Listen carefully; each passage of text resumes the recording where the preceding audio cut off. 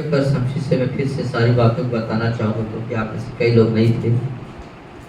So let us turn to Romans chapter 12, आइए Romeo के पत्री 12वें अध्याय पे आएंगे verses 1. अब उसकी पहली रोमी 12:1 रोमी 12:1 निकाल लेंगे।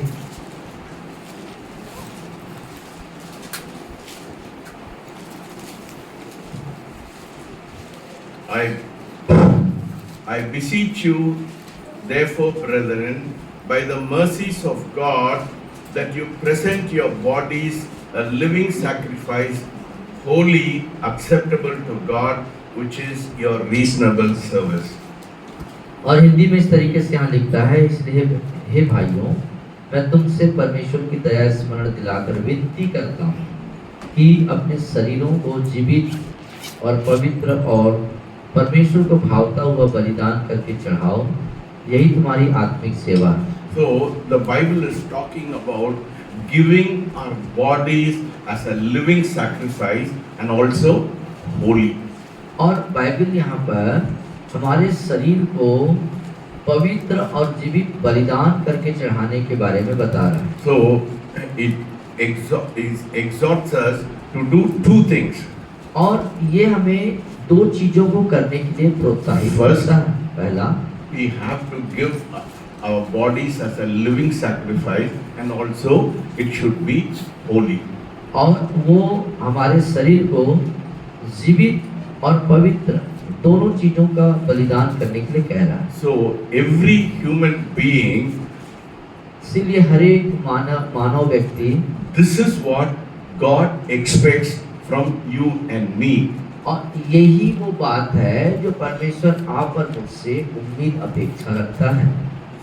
God, if you want God to accept, यदि आप चाहते हैं कि परमेश्वर ग्रहण करे your life, आपके जीवन को, so two things should happen.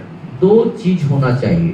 First, पहला, your body should be given as a living sacrifice, आपका शरीर जीवित बलिदान करके देना है, and it also should be holy. और साथ में वो पवित्र होना है। Two criterions for God to accept you.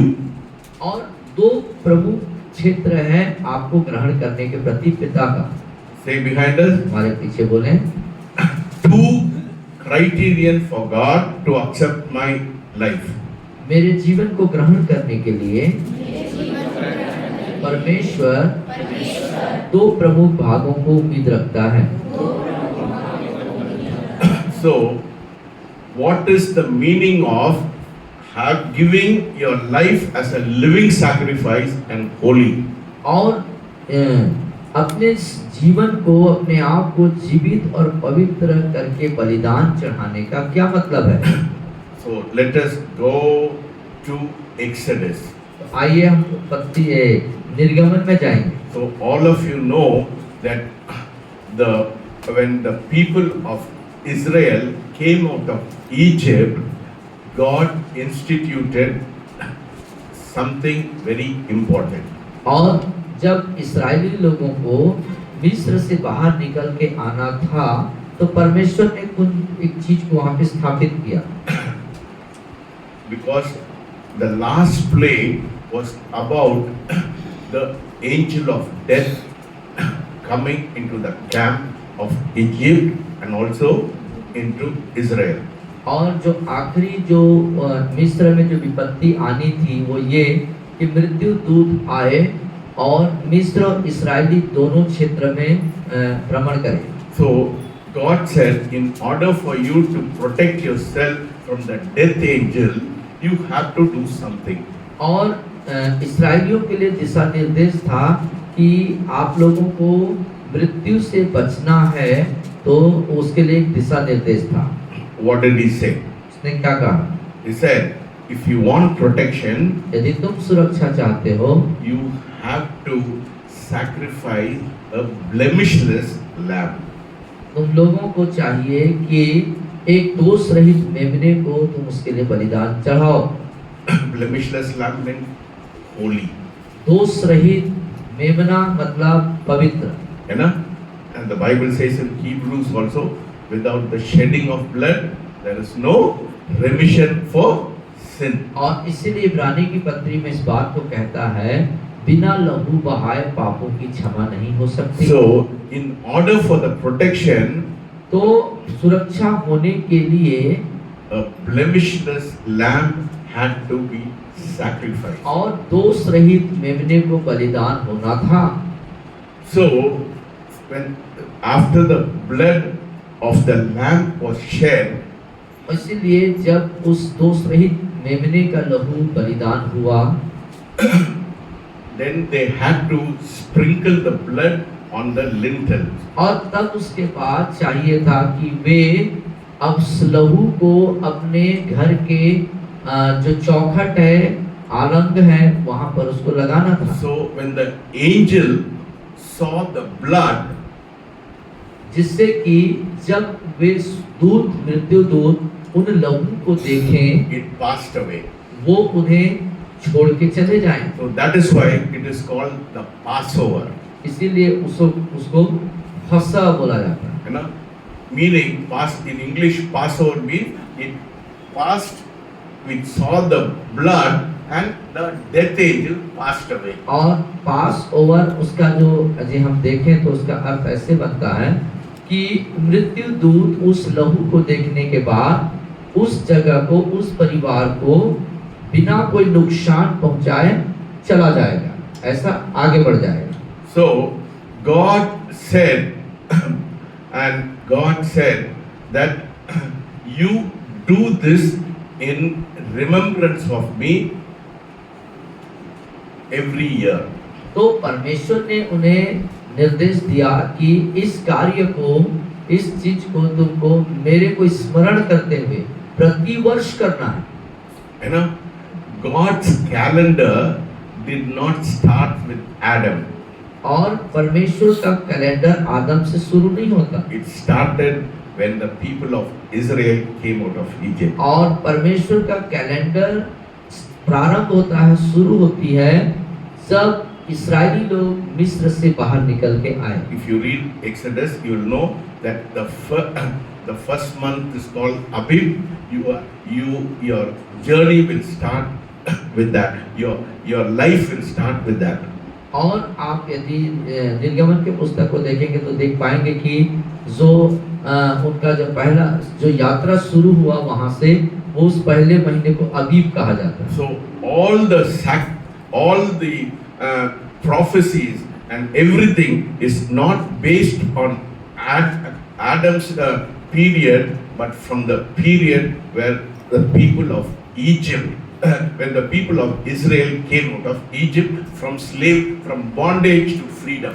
और जितनी भी भविष्यवाणियां कही गई हैं, बोली गई हैं, वो आदम के जीवन काल या आदम से उधर के लिए नहीं है, परंतु ये बातें, ये भविष्यवाणियां लागू होती हैं जब इस्राएली लोग मिस्र की गुलामी से, दास्ता से निकल करके वो एक आजादी के तरफ जब गए, उस प्रतिज्ञा के देश के तरफ, वहां के लिए शुरू हुए। And God gave a road map to Moses, और परमेश्वर ने मूसा को एक नक्शा दिया to build the temple, एक मंदिर को बनाने to के build लिए, the tabernacle. एक तंबू को, मिलाप वाले तंबू को बनाने के लिए। What was the purpose of God asking Moses to build the temple according to his plan? और परमेश्वर अपनी योजना के तहत मूसा से क्यों उस नक्शे को बनाने के पीछे क्या उद्देश्य था? Because the Bible says in Colossians क्योंकि कोलोसियों में बाइबल बताती है, let us go to Colossians. आइए कोलोसियों में जाएंगे। कोलोसियों की पत्री निकालेंगे, Chapter 2, उसका दूसरा अध्याय, कोलोसियन 2 अध्याय verses 17. और उसके 17वीं आयत पे आइए। कोलोसियन 2:17, क्योंकि ये सब आने वाली बातों की छाया है, पर मूल वस्तुएं मसीह की हैं। See, so the people of Israel had the shadow और इस्राएलियों जो लोग थे, परमेश्वर इस्राएली लोग जो थे, उनके पास छाया थी, but we have the substance. लेकिन हमारे पास मूल है। मूल का मतलब मालूम है? मूल का मतलब जड़, प्रमुख।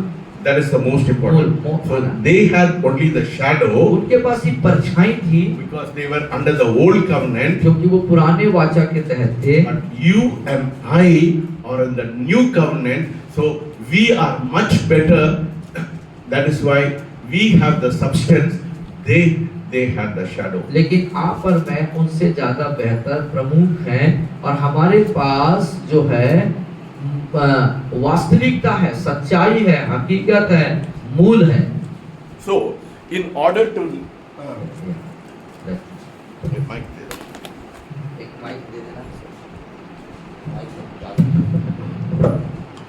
So in order to understand what is living sacrifice, और इसीलिए एक जिंदा जो बलिदान क्या है उसको समझने के लिए and to accept and to be holy, you have to first understand the tabernacle, the plan God gave Moses how to build the tabernacle. और यार उस चीज को समझने के लिए हमको इस तंबू की बातों को समझे। So this is a very rough picture of the tabernacle. और तंबू जो मूसा को जो मिलाप वाला तंबू बनाने के लिए मंदिर का जो नक्शा दिया था परमेश्वर ने, उसका एक रफ ऐसी मतलब वो है। There was a compound. और एक कंपाउंड हुआ करता था, कंपास हुआ करता So था। it was on three sides. There was on the three sides it was covered with linen. और ये जो दिख रहा है आपको, ये जो पर्दा है, 1 2 3 तीन क्षेत्र से ये लीलन कपड़ा से पर्दा से ढका हुआ था, So पर्दा लगा हुआ था। on three sides it was covered with white linen. और ये सफेद कलर के पर्दे से, लीलन कपड़े के पर्दे से ये दीवार बनाई गई थी। It speaks about the Lord Jesus Christ. That is not the most. That is another subject, but we are not going to go into that. हम इस पे नहीं जा रहे हैं। And here was the gate. और ये जो नीचे आप देख रहे हैं, ये मंदिर का जो नक्शा है, जो तंबू है, यहाँ पर एक द्वार हुआ करता। The gate had 4 colors. और इस दरवाजे, इस द्वार पर 4 कलर के पर्दे लगे थे। So one was purple. और एक जो है पर्पल कलर का था, one was blue, और एक नीले कलर का था, one was red, और एक लाल कलर की थी, and one was one was purple, one was blue, one was red, and one was white. और आखिरी जो है सफेद कलर का था। So all these 4 colors, और ये 4 तरह के रंग का जो पर्दा इस द्वार पर था, है ना, क्या is about the 4 gospels. ये चारों सुसमाचार को दिखाता है। What are the 4 gospels? 4 सुसमाचार कौन कौन से हैं? We have in the Bible 4 Bible में है gospels: हमारे पास 4 सुसमाचार हैं। Matthew, Mark, Luke, and John. और ये पर्दा जो है 4 कलर, मतलब 4 सुसमाचार, मत्ती, मरकुस, लूका, यूहन्ना। So all these 4 colors represented the 4 offices of the Lord Jesus Christ. तो ये जो चारों रंग के जो पर्दे थे, चारों रंग प्रभु यीशु मसीह के सेवकाई को प्रदर्शित करते हैं। So Matthew's मत्ती represented Jesus as the king. That is why it was a purple color, because it speaks about his divinity. और देख पाते हैं ये जो पहला कलर पर्पल कलर है, इसका मतलब मत्ती यीशु मसीह को एक राजा के रूप में प्रदर्शित करता है। And Matthew, then comes Mark. और उसके बाद मरकुस में आते हैं। It speaks about Jesus as man Christ, humanity. और ये जो प्रभु मरकुस जो है यीशु मसीह को एक मानव के रूप में, मानव सेवा के रूप में दिखाता है। See, you should know that Jesus was only the person who was full God and full human being. और आपको जानना चाहिए प्रियो कि यीशु मसीह ही ऐसे व्यक्ति, ऐसे शख्सियत है पूरे संसार में कि पूरा परमेश्वर भी है और पूरा मनुष्य भी।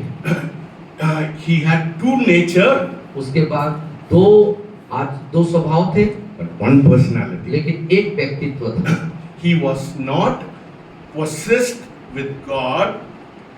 वो परमेश्वर से भरे हुए नहीं थे।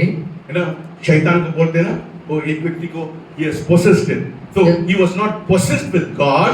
जैसे हम लोगों को कहते हैं ना कि वो शैतान से भरा हुआ है या शैतान उसके अंदर है, वो परमेश्वर से नहीं भरे हुए नहीं थे। No, he was not possessed with God. So God did not possess him. So if God had possessed him, then he would have been only a human being. If God had only possessed him, Yeah. he would have only been a human being. और Humanity, yeah. यदि वो परमेश्वर से भरे होते तो उससे वो मानव ही रहते। And he is also like you and me. We are the temple of the Holy Spirit. So the Spirit of God dwells in us. Jesus was not dwelt with the Spirit of God. और जैसे कि हम लोग परमेश्वर के मंदिर हैं, हमारे अंदर परमेश्वर का आत्मा रहता है, उसी प्रकार God did not dwell in. और परमेश्वर यीशु के अंदर निवासरत नहीं थे। Is it very clear? This is very परमेश्वर important. यीशु के अंदर निवासरत नहीं थे। जी हाँ, नहीं है, बोला ना मैं, निवास नहीं थे। Yeah. बोल तो रहा। So he was not possessed. Yeah. He was not indwelt. और उनके वो परमेश्वर से भरे नहीं थे, परमेश्वर उनके निवासरत नहीं थे, बल्कि So if he had possessed or if he had been possessed or indwelt, he would have been only a human being. और यदि वो परमेश्वर से भरे होते, उसमें निवास रहते, तो सिर्फ मानव होते। As he was full human being, full God. और वो अपने आप में ही पूरा परमेश्वर थे और पूरा मनुष्य थे। You understand? समझ पा रहे हैं? जैसे देखिए, एक बार और बताना चाहूंगा, जैसे हम लोगों के बारे में क्या लिखा है कि तुम परमेश्वर के मंदिर हो और तुम्हारे अंदर मैं निवास करूंगा। यीशु के साथ ऐसा नहीं था कि उनके अंदर परमेश्वर निवास है, वो स्वयं ही पूरा परमेश्वर थे। समझ पा रही? और पूरा मनुष्य भी थे। So he had two nature. बोलिए, he had two nature. बोलिए, उनके अंदर दो स्वभाव था, But one personality. लेकिन एक व्यक्ति थे, एक ही व्यक्तित्व था। एक व्यक्ति के अंदर दो स्वभाव थे, ईश्वरीय और मनुष्य। So that is why you and I are indwelt by the Holy Spirit. और आपन में जो है पवित्र आत्मा हमारे अंदर निवास रहता है, पवित्र आत्मा से हम भरे हुए होते हैं। But Jesus was not like that. लेकिन यीशु ऐसे नहीं थे। He was both God and both वो स्वयं परमेश्वर थे और मनुष्य भी थे। That is why and also one more thing you should know about Jesus. यीशु के बारे में एक और बात आपको जानना चाहिए। Why Jesus was born of a virgin. और क्यों यीशु मसीह एक कुंवारी से जन्म लिए?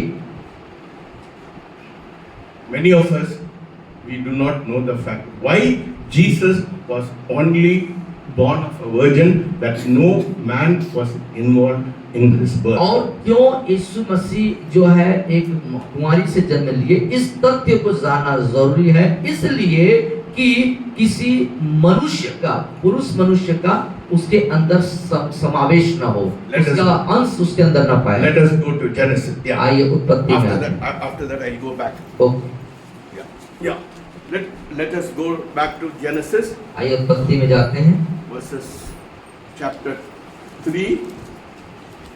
तीसरा अध्याय Verses 17. और 17वीं आयत को पढ़िए कोई। और आदम से उसने कहा, तूने जो अपनी पत्नी की बात सुनी और नहीं.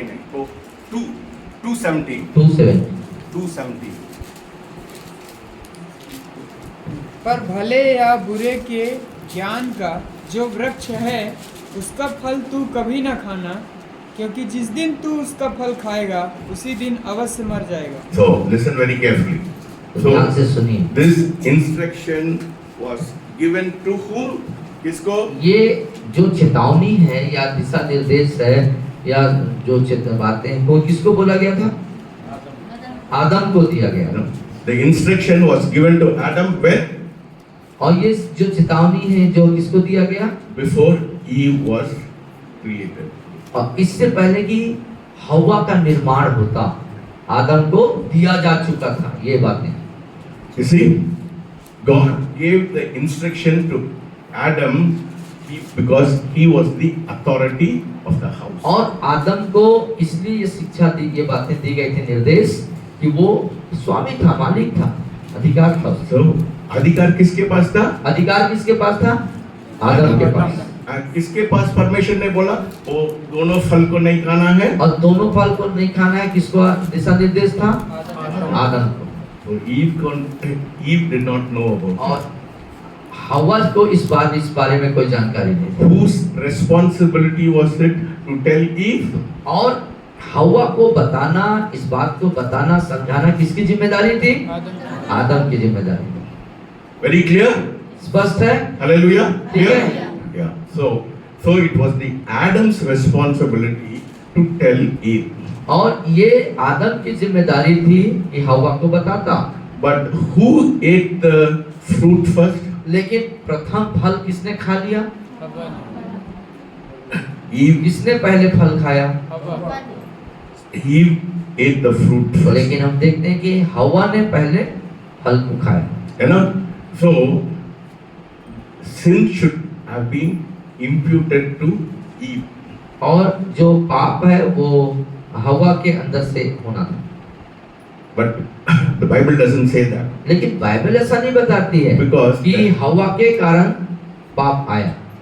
the responsibility was given to Adam to instruct Eve to not to eat the fruit. और जो आदम है, जो जिम्मेदार व्यक्ति था, उसको चाहिए था कि अपनी जिम्मेदारी को निभाते हुए हवा को शिक्षा देता कि उस फल को नहीं खाना। So Eve was deceived. तो देखते हैं कि हवा भ्रमित गई, धोखा दी गई, उसको धोखा खा गई। But Adam ate with a full knowledge, knowing that God told him not to eat the लेकिन fruit. देखिए हवा तो धोखा खाई, उसके साथ चीटिंग हुआ, लेकिन आदम क्या किया? पूरी चीज को जानते समझते हुए उसने किया। So what does the Bible say about it? तो इसके बारे में बाइबल क्या बताती है? So how did sin enter into the world? तो कैसे संसार में पाप आ गया? Let us turn to Romans 5:12. रोम 5:12 Yeah, 5:12 रोमियो की पत्री निकाल लीजिए। Romans 5:12 में क्या लिखा है? इसलिए जैसा एक मनुष्य के द्वारा, एक किसके द्वारा? एक मनुष्य के द्वारा, कोई हवा के द्वारा बोला है क्या? एक मनुष्य के द्वारा। या पढ़िए। पाप जगत में आया हाँ। और पाप के द्वारा मृत्यु आई। हाँ। So sin entered the world through Adam, not by Eve. और इसीलिए पाप जगत में पाप आदम के द्वारा आया, न कि हवा के द्वारा। You know, so the Bible is very clear. तो बाइबल यहाँ बहुत स्पष्ट है प्रियो। Therefore, just through one man's sin entered the world. बोलिए। और जैसा एक मनुष्य के द्वारा, बोलिए, पाप जगत में आया और पाप के द्वारा मृत्यु आई, और इसी रीति से मृत्यु सब मनुष्यों में फैल गई, क्योंकि सबने पाप किया। And also, let us turn to Corinthians. कोरिन्थियों में भी आ जाइए। Yeah, First Corinthians. I think First Corinthians 5:12. No, 5:24. I think. No, 15:22. 15:22. या 15-22 पहला कोरिन्थियों 15-22। और जैसे आदम में सब मरते हैं, वैसे ही मसीह में सब जिलाए जाएंगे।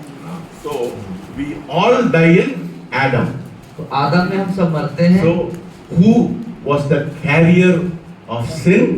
तो एक पाप को लेके आने जाने वाला कौन है? Man. मनुष्य। ना, not women. महिला नहीं है इसमें। समझ लिया? पुरुष जो है आदम, ये पाप को लाने वाला व्यक्ति। Narendra is the one who is transmitting sin into his child, तो या Jyoti. या तो जैसे कि जो पुरुष होता है, पुरुष के द्वारा ही उसके संतान में पाप जो है आगे बढ़ता जाता है, स्त्री नहीं। समझ रहे हैं? Because Bible is very clear. That's what it says. No? How did sin enter the world? Through Adam, not through Eve. तो बाइबल स्पष्ट है कि जो पाप है वो आदम के द्वारा आया, So even in the हवा के द्वारा से नहीं हुआ। so even if you look into the genealogy, you know, the genealogy only it says from Adam, Seth, falana falana, Methuselah, Enoch. तो इसीलिए आप Women was not mentioned. या वंशावली को जब अध्ययन करेंगे तो आप देख पाएंगे स्त्रियों का जिक्र नहीं है वहां पर, महिलाओं का जिक्र नहीं है। कौन है? आदम के बाद उसका बेटा सेत, ऐसे करके पुरुष पुरुष पुरुष जितने मनुष्य हैं, पुरुष हैं, उनका आगे उसका बेटा उसका बेटा उसका बेटा ऐसे ट्रांसफर होते हुआ। Only in Matthew, you know, only in Matthew there was 3 exceptions. Yeah, one was Tamar, उसके बाद Ruth and Rahab, then Ruth. और आप मत्ती के वंशावली में जब देखेंगे तो वहां पर 3 जो है महिलाओं के बारे में जिक्र है, तमार, आहाब और रूत के बारे में। You know, they were exceptions. They were exceptions. Yeah. Otherwise, it was only the lineage.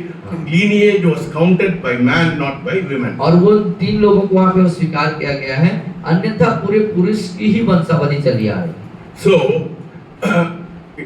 and if you go back to to Genesis, यदि आप इसमें उत्पत्ति में जाते हैं तो why a man was not involved? क्यों मनुष्य उसमें सम्मिलित नहीं है? So let us turn to Genesis chapter 3 verses 15. 3:15 उत्पत्ति 3:15 को पढ़ेंगे। और मैं तेरे और स्त्री के बीच में और तेरे वंश और इसके वंश के बीच में बैर उत्पन्न करूंगा, वह तेरे सिर को कुचल डालेगा और तू उसकी एड़ी को डसेगा। So here is the only place that women had a seed. या और सिर्फ यही वो स्थल है जहाँ बताता है कि स्त्री के वंश के बारे में बता रहा है। You know, only here only in Genesis 3 chapter 15 it says the seed of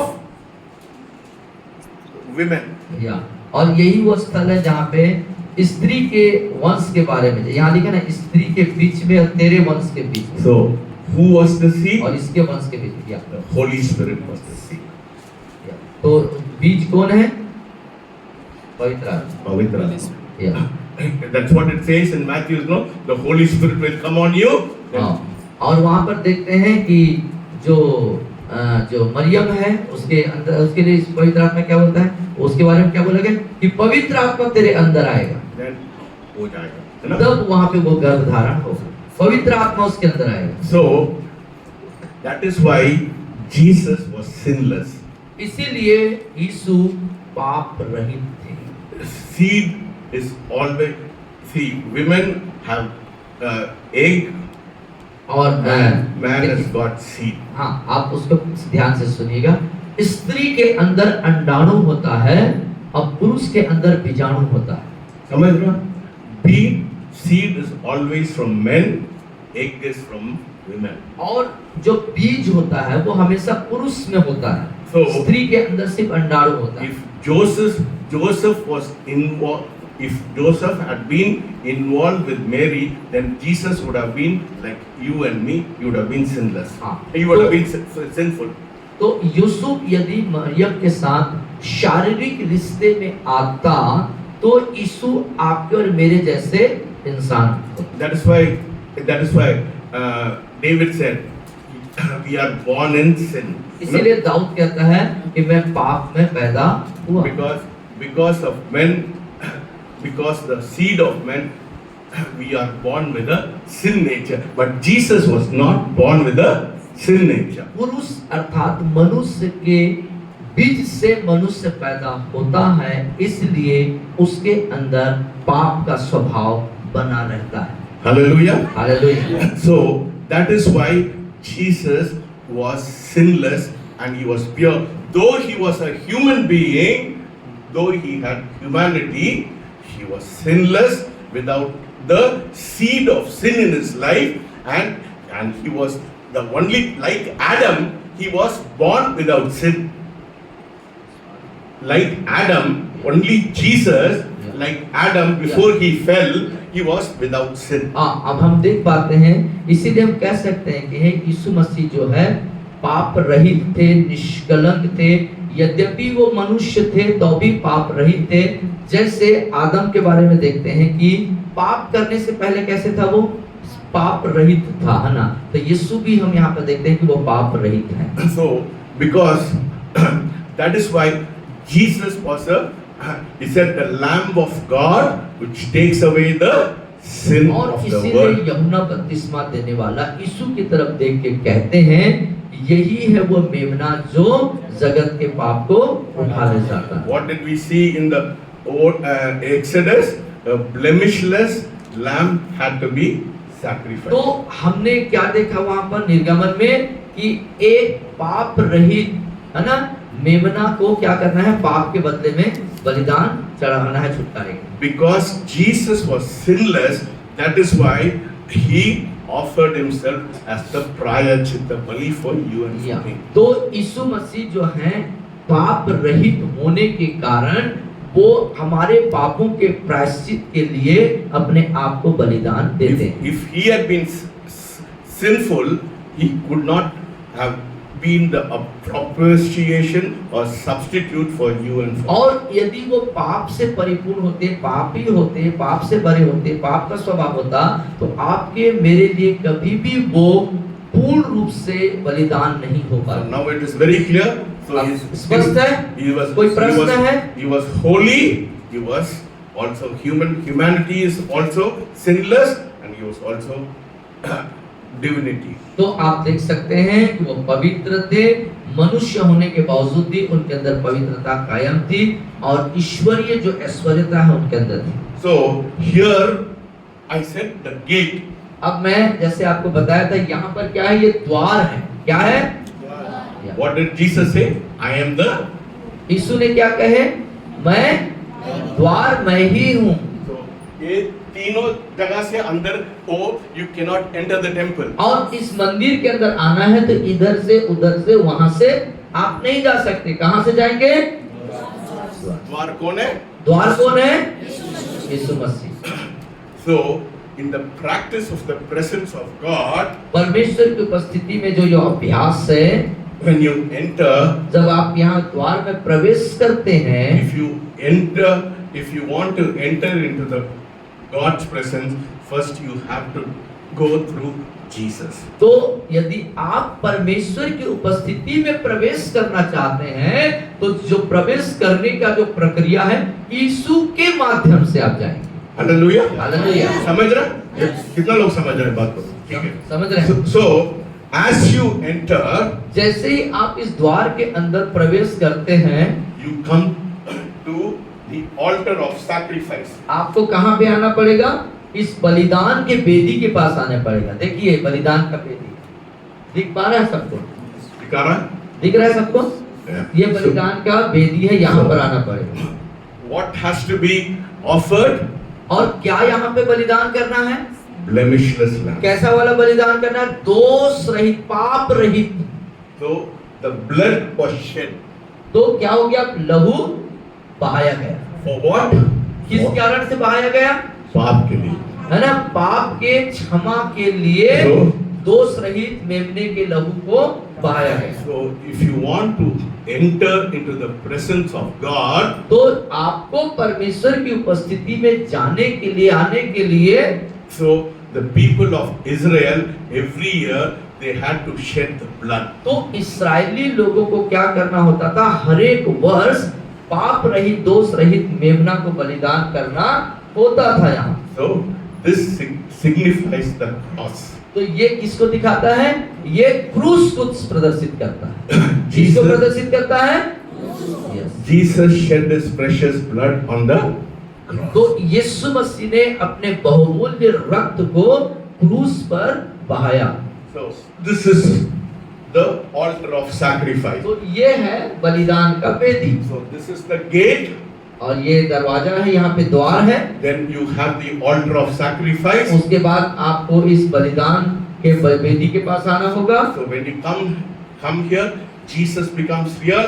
When you come here, the cross becomes real. और जब आप यहाँ द्वार पर आते हैं तो यीशु आपके लिए वास्तविक बनते हैं, उसके बाद ये क्रूस आपके लिए हकीकत या वास्तविक बनती है। Hallelujah. Hallelujah. We will not go into details, but I'll tell you what are the elements which are in the temple. पूरे ब्यौरा नहीं करेंगे, पूरे ब्यौरा नहीं देंगे सारे चीजों पर, लेकिन कुछ प्रमुख बातों पर हम आपको बताएं। So we are not going to concentrate on this. This is the laver. Laver means there is a basin where the water is kept. अब यहाँ पर देखते हैं, यहाँ पे ब्रॉन्ज लेयर जो लिखा, मतलब ये कांसे का एक बर्तन हुआ करता था, हौद जिसको बोलते हैं, ऐसा बड़ा बर्तन। ये तस्वीर दिखाता है। So after the priest, when they offered the sacrifice, they came to this place. They could not enter the holy place without washing clean. तो अब यहाँ पर देखते हैं, यहाँ पर बलिदान चढ़ाने के बाद याजक को चाहिए कि वो यहाँ पर आकर के अपने हाथों को धोए, क्योंकि बिना हाथों को धोए आगे वो नहीं जा सकता। So the laver symbolizes the word. तो ये जो ब्रॉन्ज लेयर, मतलब ये जो कांसे का हौद है, ये किसको दिखाता है? परमेश्वर के वचन को दिखाता है। So the word purifies you. जो वचन है वो आपको शुद्ध करता है। Where does it say कहाँ that? पर ये लिखा है? Let us turn to John 15 15 अध्याय यूहन्ना रचित सुसमाचार verses 3. उसके तीसरी आयत पे आइए। तुम तो उस वचन के कारण जो मैंने तुमसे कहा है शुद्ध हो। इसके कारण? वचन। किस कारण से शुद्ध होते हैं आप? So if they had to go further, तो जब उनको अब आगे बढ़ना है तो they had to wash there. उन्हें चाहिए था कि वो अपने आप को धोएं, You have to wash with your अपने हाथों को वहां पर धोएं। That is why it says in John 15 that you are clean because of the word. और इसलिए यूहन्ना रचित सुसमाचार 15 अध्याय के तीसरी आयत में लिखता है, जो वचन मैं कहा हूँ उसी द्वारा तुम शुद्ध हो जाते हो। So next comes actually this should be here, the golden lampstand. और ये यहाँ पे होना था। अब हम आते हैं सोने की दीवट, इसका फोटो दिखाता हूँ। ये देखिए दीवट, ये 7 दिए उसमें दीवट बने हुए हैं, सोने का दीवट है। What does it symbolize? और ये किस चीज को दिखाता है? सोने का दीवट क्या चीज है मंदिर के अंदर? Will of God. परमेश्वर की इच्छा को दिखाता है। रोमियो 12:2 पढ़िए। 12:2 रोमियो की पत्री 12:2। इस संसार के सदृश ना बनो, इस संसार के सदृश न बनो, परंतु तुम्हारे मन के नए हो जाने से, परंतु तुम्हारे मन के नए हो जाने से तुम्हारा चाल चलन भी बदलता जाए, तुम्हारा चाल चलन भी बदलता जाए, जिससे तुम परमेश्वर की भली और भावती और सिद्ध इच्छा अनुभव से मालूम करते रहो। कौन सा इच्छा? सिद्ध इच्छा। Perfect will, not permissive will, not permissive will. सिद्ध इच्छा से।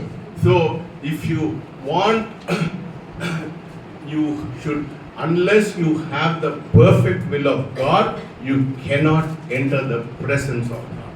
जब तक आपके पास सिद्ध इच्छा नहीं होगी, आप परमेश्वर की उपस्थिति में प्रवेश नहीं कर You सकते। have to wash yourself with the word. और वचन रूपी जल से अपने हाथ को धो लेना है। The word helps you to know the will of God. और वचन आपको मदद करता है परमेश्वर की इच्छा को जानने के लिए। समझ रहे हैं आप? Without the word, you will be ignorant. So that is why word is necessary for to know the will of God. और वचन के बिना आप क्या रहेंगे? अज्ञानी, अनजान रहेंगे और आप सिद्ध इच्छा को मालूम नहीं कर पाएंगे। That is why it says in Hosea, my people are died for lack of. इसीलिए होशे में कहता है ज्ञान के नहीं होने के कारण मेरे लोग नाश हो रहे हैं। इसलिए हम लोग रविश हमेशा बार बार बोलते हैं सब लोग मनन करो मनन करो मनन करो। और इसीलिए बार बार आपसे कहा जाता है कि परमेश्वर के वचन को पढ़ो और मनन करो।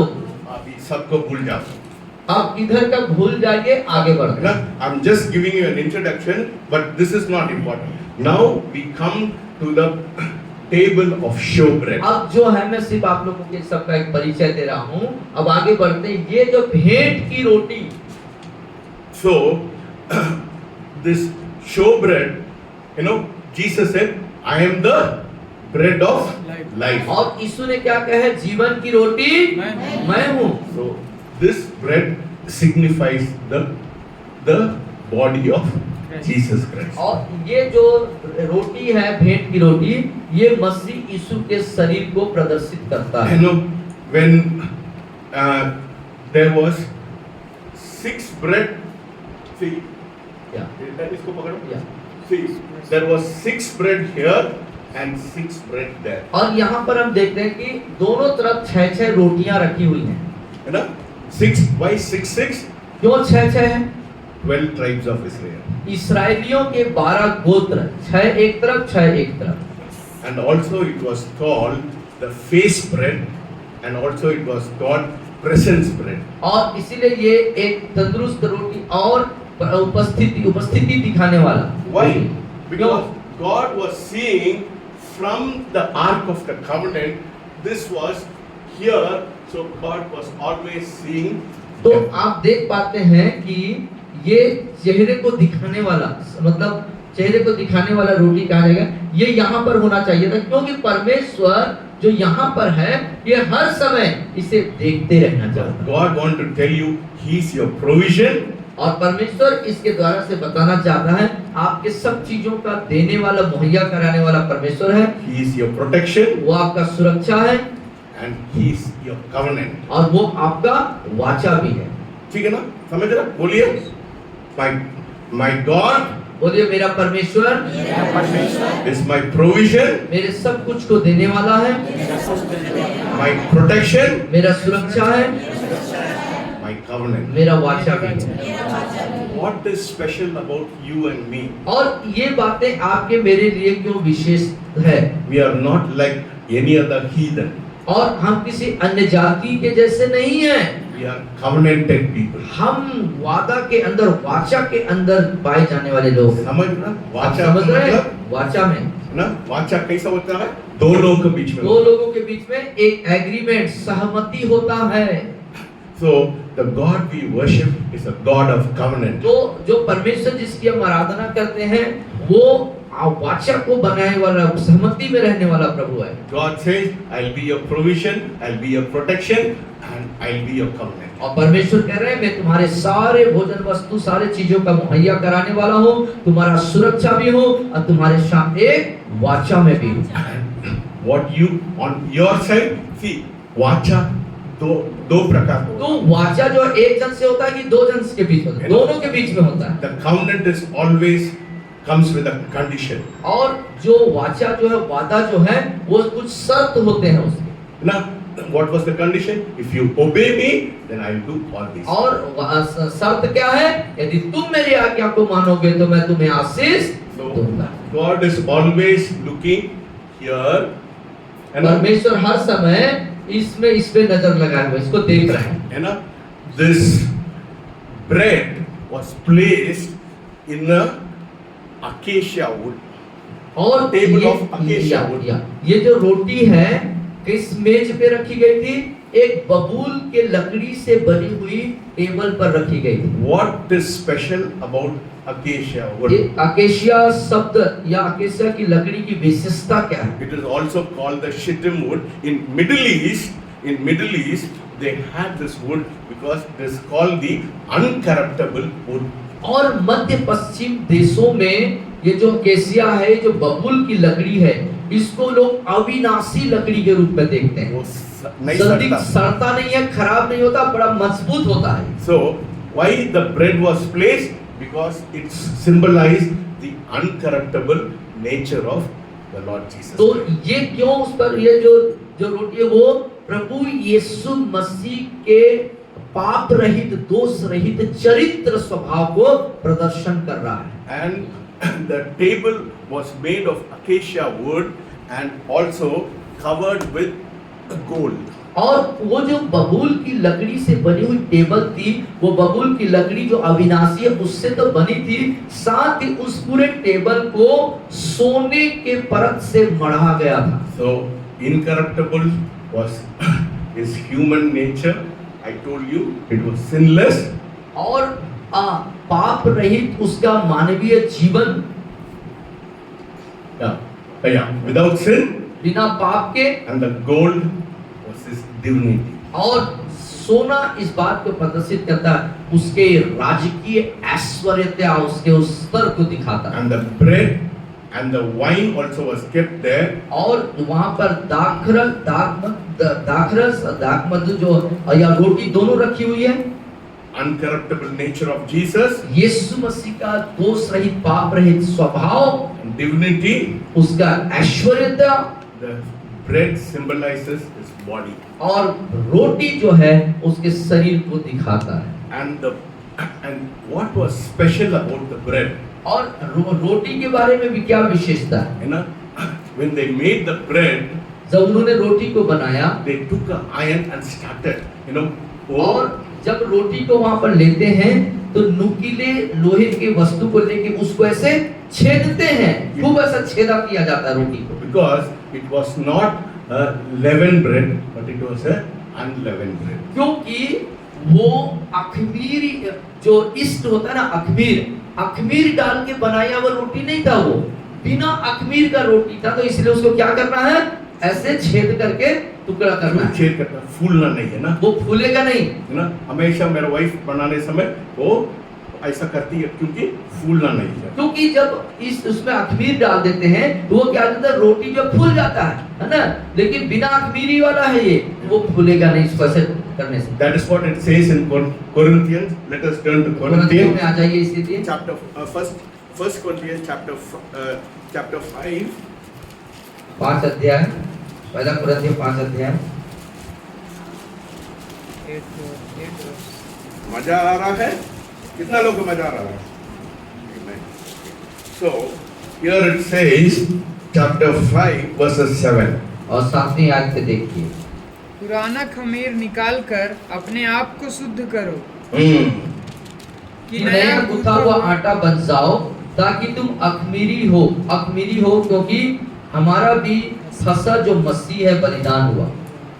Jesus is the Passover lamb. तो यीशु ही वो फसह का मेमना है। Why they pierced the bread, in the whole bread? Why did they pierce it? Because on the cross Jesus was pierced. क्यों वे उस रोटी को ऐसे छेद करते थे, इस तरीके से मारते थे? क्योंकि क्रूस पर यीशु को भी भाले से छेदा गया। So everything which God, whatever is in the Bible has got a purpose. तो जो कुछ परमेश्वर ने बाइबल के अंदर बातों को रखा है, सिद्धांतों को रखा है, उसके पीछे परमेश्वर का उद्देश्य है ना? Then one more thing about the bread. और एक और बात रोटी के लिए, Every Sabbath the bread had to be changed. और हर एक सबत के समय में रोटी को बदलना होता था। Every Sabbath. हर एक सबत में रोटी को बदलना होता था। And the old bread was to be eaten by the high priest in a holy place. और जो पुरानी रोटी है उसको महायाजक के द्वारा से पवित्र स्थान में खाया जाना होता था। It should not, except for David who ate the showbread, only the high priest should eat the bread in a holy place. और जो पवित्र स्थान है वहां पर वो जो महायाजक होते थे उसके ही खाने की अनुमति थी। Because क्योंकि the bread symbolizes Jesus, he was holy, so it should be, because his body was holy, so the high priest was required not to eat the bread outside the holy place, but into the holy place. और यीशु मसीह उस रोटी के प्रतीक हैं और पवित्र हैं, तो जो महायाजक थे उनको उस पवित्र स्थान में रहकर ही उस रोटी को खाना होता था, न कि बाहर जाके खाएं।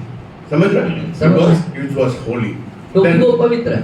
And also they sprinkle frankincense on top of the bread. और रोटी के ऊपर एक ऐसी बात भी होती थी, रोटी के ऊपर कुछ सुगंधित चीजों को ऐसे वो छिड़कते थे। You know, when the wise man came to Jesus, what was one of the present? और Frankincense. जब ज्योतिष लोग यीशु मसीह से मुलाकात करने आए तो एक जने ने क्या चढ़ाया?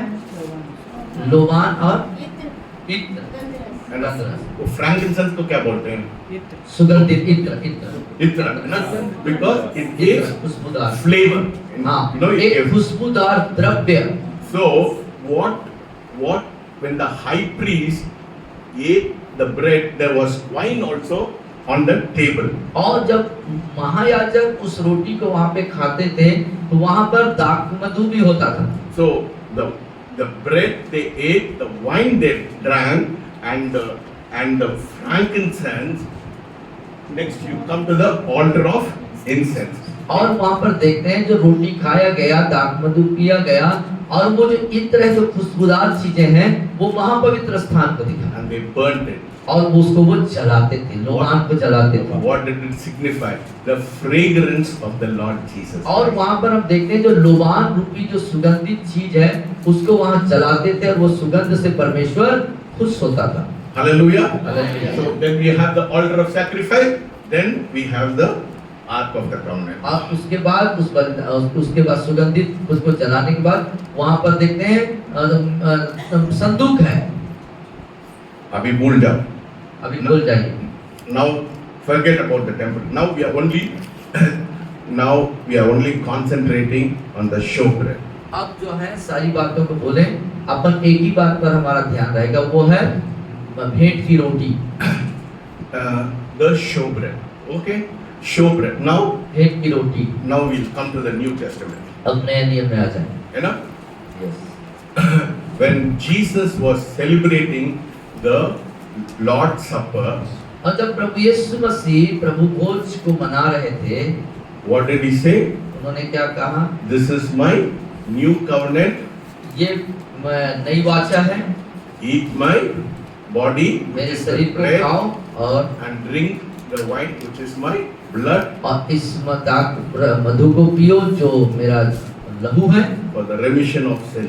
मेरे पाप के बदले, पाप के प्रायश्चित के लिए। Hallelujah. Yeah. So in John 6:47, let us see. यूहन्ना 6:47 यूहन्ना रचित सुसमाचार 6:47 में देखते हैं। मैं तुमसे सच सच कहता हूँ, जो कोई विश्वास करता है अनंत जीवन उसी का है। हाँ पढ़िए। और जीवन की रोटी मैं हूँ। हाँ जीवन की रोटी मैं हूँ। I am the bread of life. है ना? जीवन की रोटी मैं हूँ। In one place Jesus said, eat my body, which is my eat my flesh, which is my body. What एक जगह happened? कहता है ये रोटी खाओ जो मेरी देह है। है ना? Yeah. So here verses 54. Let us read verses 53 पढ़िए। यीशु ने उनसे कहा, हाँ मैं तुमसे सच सच कहता हूँ, जब तक तुम मनुष्य के पुत्र का मांस न खाओ और उसका लहू न पियो, तुम में जीवन नहीं है। उसके बाद जो मेरा मांस खाता और मेरा लहू पीता है, अनंत जीवन उसी का है, और मैं उसे अंतिम दिन फिर जिला उठाऊंगा। क्योंकि मेरा मांस वास्तव में खाने की वस्तु है और मेरा लहू वास्तव में पीने की वस्तु है। और 56 जो मेरा मांस खाता और मेरा लहू पीता है, वह मुझ में स्थिर बना रहता है और मैं उसमें। 57 जैसा जीवते पिता ने मुझे भेजा, और मैं पिता के कारण जीवित हूँ, हाँ। वैसा ही वह भी जो मुझे खाएगा मेरे कारण जीवित रहेगा। Hallelujah. See the importance of it. That is क्यों प्रभु भोज हम लोग लेते हैं? अब आप देख सकते हैं इसकी महत्वता, क्यों प्रभु भोज हम लेते हैं? Just because it is life. क्योंकि ये जीवन है। Hallelujah. हालेलुया। समझ रहे हैं ये बात को? समझ रहे हैं आप बात को? कितना लोग समझ रहे हैं? कितने लोग समझे भाई? So now, so Jesus said that I am the bread of life. और जैसे यीशु ने कहा कि मैं जीवन की रोटी मैं हूँ। ठीक है ना? या So what when now we see in 1 Corinthians chapter 5:14 what does it say? और 5:14 पहले कुरिन्थियों में क्या कहता है, क्या बोला है वहाँ? Let us read once again. एक बार फिर से उसको पढ़ेंगे। 5:14 पहले कुरिन्थियों में। It is only 13. No, 1 Corinthians 5:14. Yeah, that is only 13 verses are there. 1 Corinthians. Yeah, एक मिनट. I think second. नहीं, 1 Corinthians 5:7. I'm sorry. 5:7. 5:7 पुराना खमीर निकाल कर अपने आप को शुद्ध करो कि नया गुथा हुआ आटा बन जाओ, ताकि तुम अखमीरी हो, क्योंकि हमारा भी बोलिए क्राइस्ट इज अ पास। बोलिए मसीह हमारा फसह है। So you should know what was Jesus celebrating in the Lord's Supper. तो इस बात को आपको जानना चाहिए कि फसह के समय में यीशु मसीह क्या कर रहे थे, क्या मना रहे थे? Passover. फसह को मना रहे थे because he was Jewish. क्योंकि वो यहूदी थे, He was celebrating Passover वो फसह को मना रहे थे as a remembrance of coming out of slavery into freedom. और इस गुलामी से आजादी की तरफ आने की को स्मरण करते हैं, याद करते हैं। So what was important during Passover? You have to sacrifice a blemishless lamb.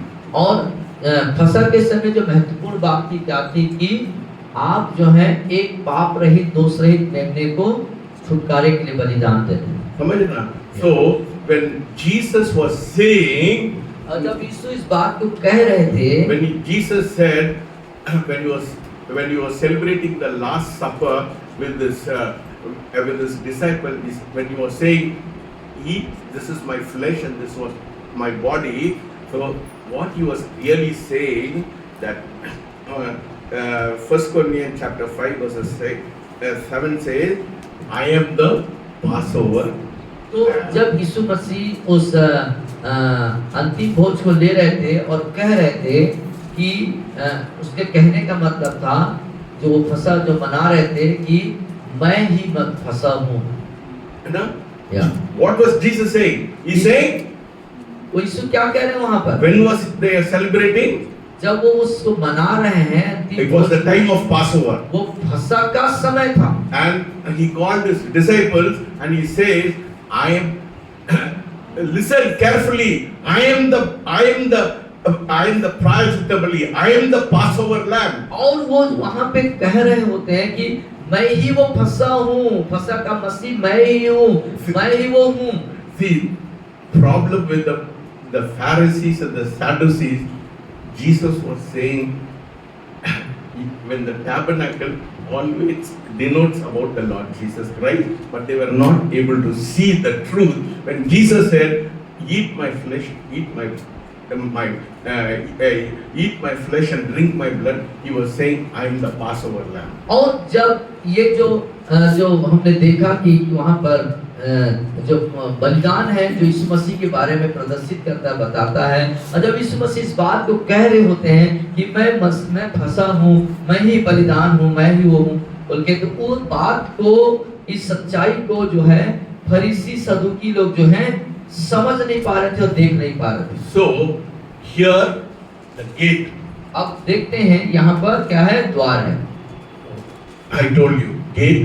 Jesus said, "I am the way." मैं बोल चुका हूँ ये द्वार है, यीशु ने क्या, मैं द्वार हूँ।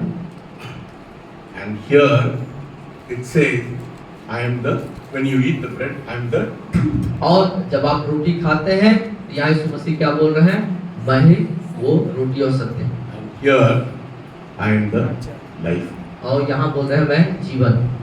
So when God asked Moses to build the tabernacle, he was saying Jesus is the way, the truth and life. और जब मूसा को परमेश्वर इस पूरे मंदिर के नक्शा को देख के बनाने के लिए जो दिशा निर्देश कर रहे हैं, कह रहे हैं कि मार्ग, सत्य और जीवन मैं ही हूँ। समझ रहे हैं बात Yes. है ना? So that was very clear when और- Jesus said, "I am the way, the truth and life." He was pointing the tabernacle. Tabernacle was made for me, but they were not able to comprehend that. और वो जब ऐसा कर रहे हैं तो वो कहते हैं ये जो तंबू बनाया गया था मेरे लिए था, लेकिन वो उस बात को समझ नहीं पा रहे थे, ले नहीं पा रहे थे। You know? So now we come back. So when was Jesus celebrating the Passover? When was he celebrating the Lord's Supper? During और Passover. यीशु मसीह कब उस अंतिम भोज को मना रहे थे? फसह के दरमियान। है ना? It's very clear. So what happened? क्या हुआ? Why was Jesus celebrating the Passover and the Jews, the Pharisees and Sadducees wanted to kill him when at the time of Passover? और जब यीशु मसीह फसह के समय में उस भोज को मना रहे थे, उसी दरमियान ही फरीसी सदूकी यीशु को मार डालना चाहते थे, है ना? So इसलिए what you should know this. और ये क्या है जो आपको जानना चाहिए? The Passover lamb, I told you it should be blemishless. और जैसे मैंने आपसे बता चुका कि फसह का मेमना कैसा होना चाहिए? पाप रहित। So what they used to do is before sacrifice they used to bring it to the chief priest और- or the priest there, the Levites. Yeah. और वे लोग जब फसह के मेमना को बलिदान करते थे, उसके पहले मेमने को बलिदान करने से पहले महायाजक के पास लेके आते थे, क्या महायाजक उसको जांच पड़ताल करे, उसमें कोई दोष गलती तो नहीं है, Because a clean blemishless animal had to be sacrificed. क्योंकि उस फसह के समय में दोष रहित, पाप रहित, बिना कोई नुक्स के, कोई गड़बड़ी वाले मेमने को वहां बलिदान करें। So when did the Pharisees and the Jews took Jesus to the synagogue? तो आप देख सकते हैं कि फरीसी सदूकी लोग यीशु के अंदर दोष निकालने के लिए कहां लेके गए? उसकी जांच पड़ताल के लिए कहां लेके गए? उस सभा के पास। At the time of Passover. हाँ, वो भी उस समय कौन सा है? फसह का समय है। What did John say? यूहन्ना क्या बोलता है? The Lamb of God who takes away the sin of the यही world. है परमेश्वर का मेमना जो जगत के पापों को उठा ले जाता है। It is in 2nd John, I think. No, आप लोग gospel according. yeah, John. That's what I'm saying. John. No, आप घर में जाके देखिए. इसको पहले आप जाके देख लें। So what happened was when they took Jesus and they started, questioning him, they tried to find out some kind of fault upon his life. तो आप देखते हैं फरीसी सदूकी सारे लोग यीशु मसीह को लेकर के सभा के पास गए, वहां पे वो राज्यपाल पिलातुस सब हैं और प्रश्न करते हुए, पूछते हुए उससे कोशिश कर रहे हैं कि इसके अंदर कोई दोष या गलती निकल So जाए। first they took him to the synagogue and they were questioning him, and they were, there was lot of false witnesses to, put the blame on Jesus, but they could not find any fault. और सब लोगों ने यीशु को महासभा के सामने उपस्थित किया और उसके साथ बहुत सारे प्रश्न किए गए, गलत सबूत इकट्ठे करके उसके ऊपर दोष लगाने की, उसके ऊपर गलती निकालने की पूरी कोशिश करी गई, लेकिन वहां पर उसके अंदर कोई दोष और गलती नहीं निकला। They could not find any fault.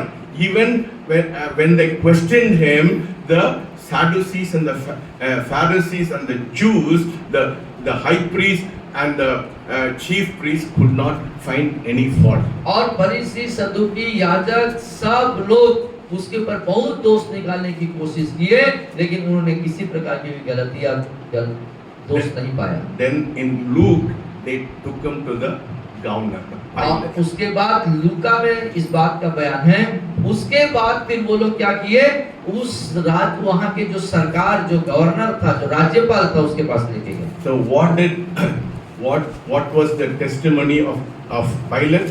I find no fault with तो him. पिलातुस ने यीशु के बारे में क्या गवाही देता है, मैं इसके अंदर कोई गलती नहीं पाता हूँ।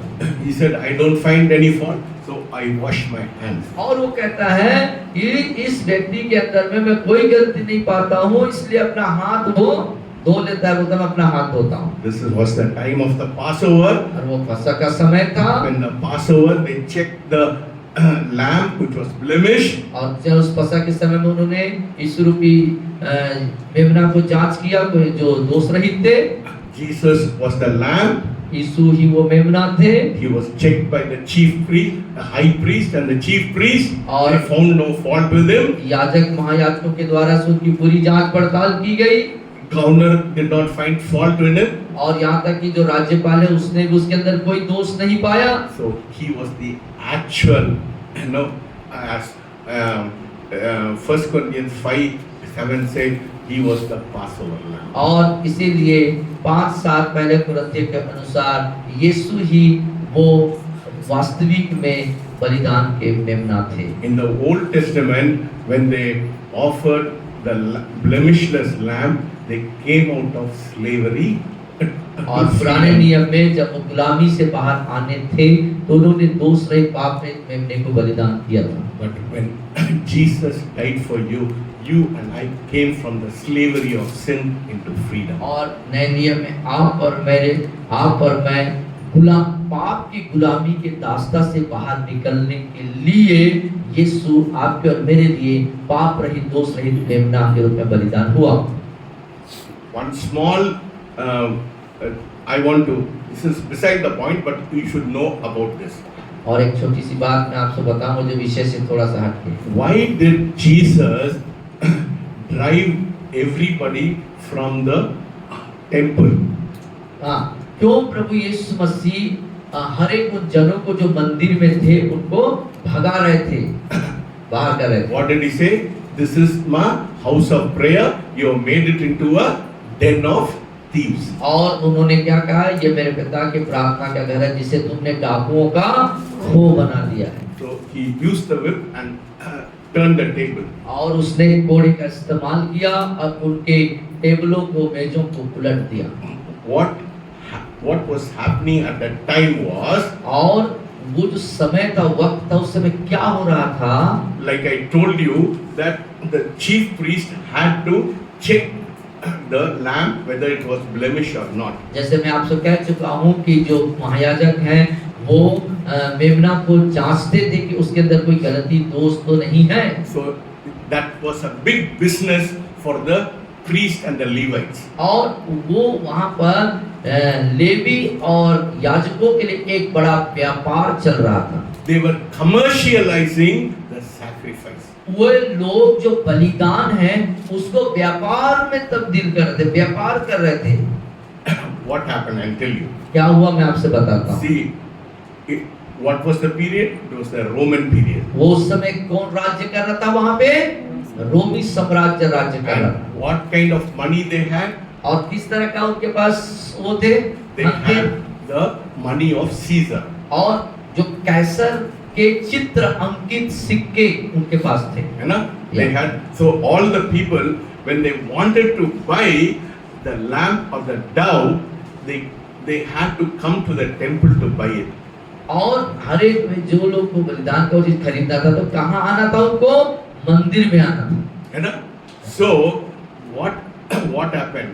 So they said you cannot use the Caesar's coin, but you should use only the synagogue's, the temple's coin.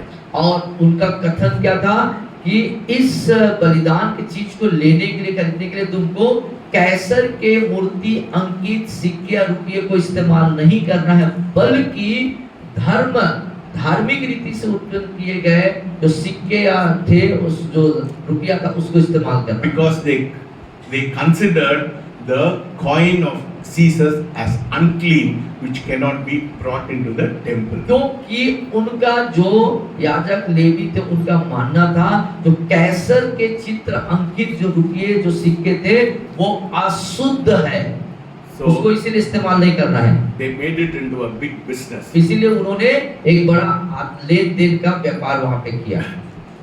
It was the exchange rate. वो क्या था?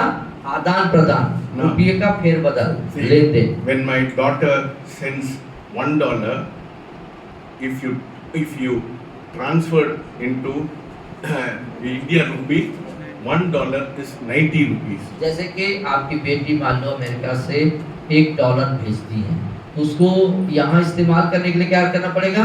रुपया में भारतीय जो रुपए हैं उसमें उसको बदलना पड़ेगा, जिसका वहाँ का 1 रुपया यहाँ का 90 रुपए बनेगा। That is the legal way. ये जो है संवैधानिक रीति से, नियम से है। What did the high priest and the people who are inside the temple, what they did, instead of charging only 90 rupees, they charged 150 rupees. तो लेकिन मंदिर में क्या खेल चल रहा था कि वो जो लेन देन है वो संवैधानिक ना के असंवैधानिक हो गया, क्योंकि वो 90 रुपए ना लेकर के 100 रुपए चार्ज कर, मतलब ज्यादा उस पर लगा रहे थे tax. So they made it into a business. इसलिए वो क्या कर रही है, उसको व्यापार कर रहे So थे। that is why Jesus had to drive them out and said, you made the house of prayer into a den of thieves. और इसीलिए यीशु मसीह को वहां जा करके उनको भगाना पड़ा, घोड़ा उठाना पड़ा, उनके पीढ़ों को पलटना पड़ा और कहना पड़ा कि तुमने मेरे पिता जो प्रार्थना का घर कहलाता उसे डाकुओं का खो बना डाला। So this is beside the point. Just I wanted to आप ये make it clear why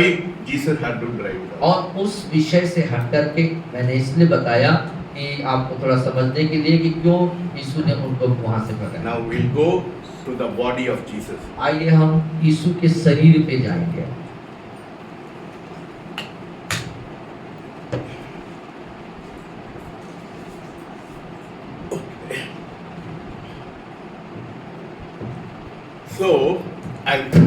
So now we are concentrating on the showbread.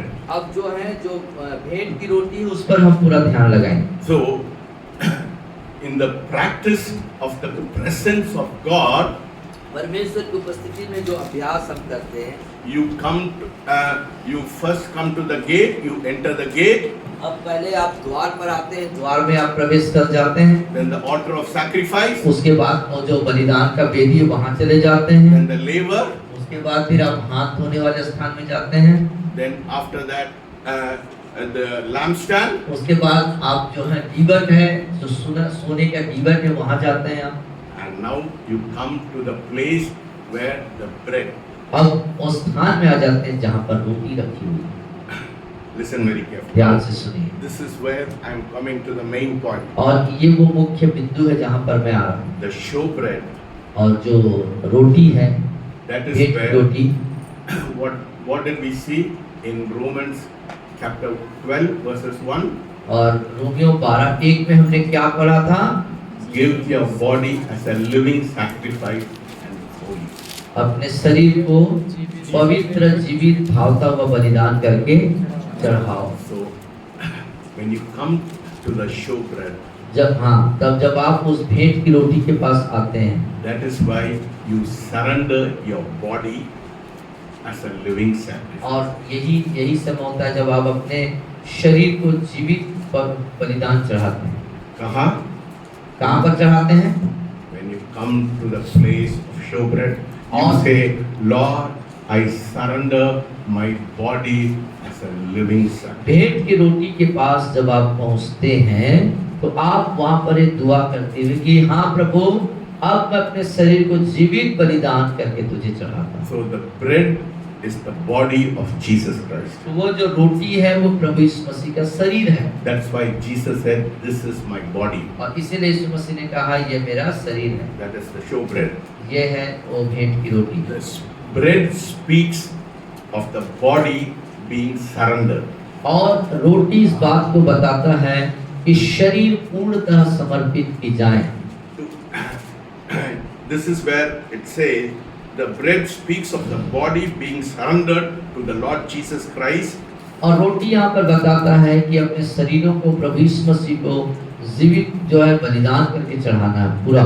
That is where we yield our members as an instrument of righteousness. और इसीलिए अपने शरीर के तमाम अंगों को धार्मिकता के हथियार होने के लिए हम समर्पित करते हैं। Romans 6 chapter. 6 अध्याय रोमियों की पत्री में आइए। Let us turn to Romans 6 chapter. Oh, I do not know. This is a very deep subject. कितना लोग समझते हैं? I don't कितने understand. लोग इस बात को समझ पा रहे हैं? बहुत गहरा विषय है है ना? और बहुत ओपन हृदय से बैठे, स्वीकार करने वाले मन से बैठे। ठीक है। Now 6:13. What does it say? या 13 Yes, sir. Do not present your members as instruments of unrighteousness to sin, but present yourself to God as being alive from dead, and your members as instrument of और righteousness to 13वीं God. आयत पे आइए आप लोग, जहाँ लिखा है न अपने अंगों को अधर्म के हथियार होने के लिए पाप को सौंपो, पर अपने आप को मरे हुओं में से जी उठा हुआ जानकर परमेश्वर को सौंपो, और अपने अंगों को धर्म के हथियार होने के लिए परमेश्वर को सौंपो। So that is why you surrender your body as a member of, as your member as the instrument of righteousness. इसीलिए अधर्म के नहीं परंतु धर्म के हथियार होने के लिए अपने सभी अंगों को प्रभु जी को सौंप दो। That's why it says, give your body as living sacrifice, means it should be holy and it should be clean. और इसीलिए जब वहाँ पे कहता है कि अपने शरीरों को जीवित बलिदान करके चढ़ाओ, इसका मतलब है ये पवित्र भी होना चाहिए और भावता हुआ होना चाहिए। When you surrender, जब आप समर्पित करते हैं, not with sin. पाप के साथ नहीं, Jesus, when he sacrificed, there was no sin. क्योंकि यीशु मसीह जब बलिदान हुए तो पाप रहित थे। So when you surrender your body as a member, as an instrument of righteousness, और जब अपने शरीर के अंगों को धर्म के हथियार होने के लिए आप समर्पित करते हैं, so do you understand? आप समझ पा रहे हैं? समझ आ रहा है? See, समझ रहे हैं? we give our bodies as living sacrifice and holy, and the Bible says in Romans 6, you say, do not give your body as a member of unrighteousness, but give it as a body of member of righteousness. और जैसे कि 12:1 में यहाँ लिखता है Romeo में कि अपने शरीरों को जीवित, पवित्र और परमेश्वर को भावता करके बलिदान चढ़ा दो। और उसी बात को और स्पष्ट करके 6:13 में कहता है कि अपने शरीर के अंगों को अधर्म के नहीं परंतु धर्म के हथियार होने के लिए परमेश्वर को सौंपो। So the greatest experience, तो जो सबसे बड़ा जो अनुभव है, महानतम जो अनुभव है, in the baptism of the Holy Spirit. पवित्र आत्मा का बपतिस्मा होना। No. The greatest experience in the baptism of the Holy Spirit. अच्छा, पवित्र आत्मा के बपतिस्मा लेने का जो सबसे बड़ा जो अनुभव है, Is where you give your body as a living sacrifice. कि अपने शरीर को जीवित पवित्र करके बलिदान चढ़ाना।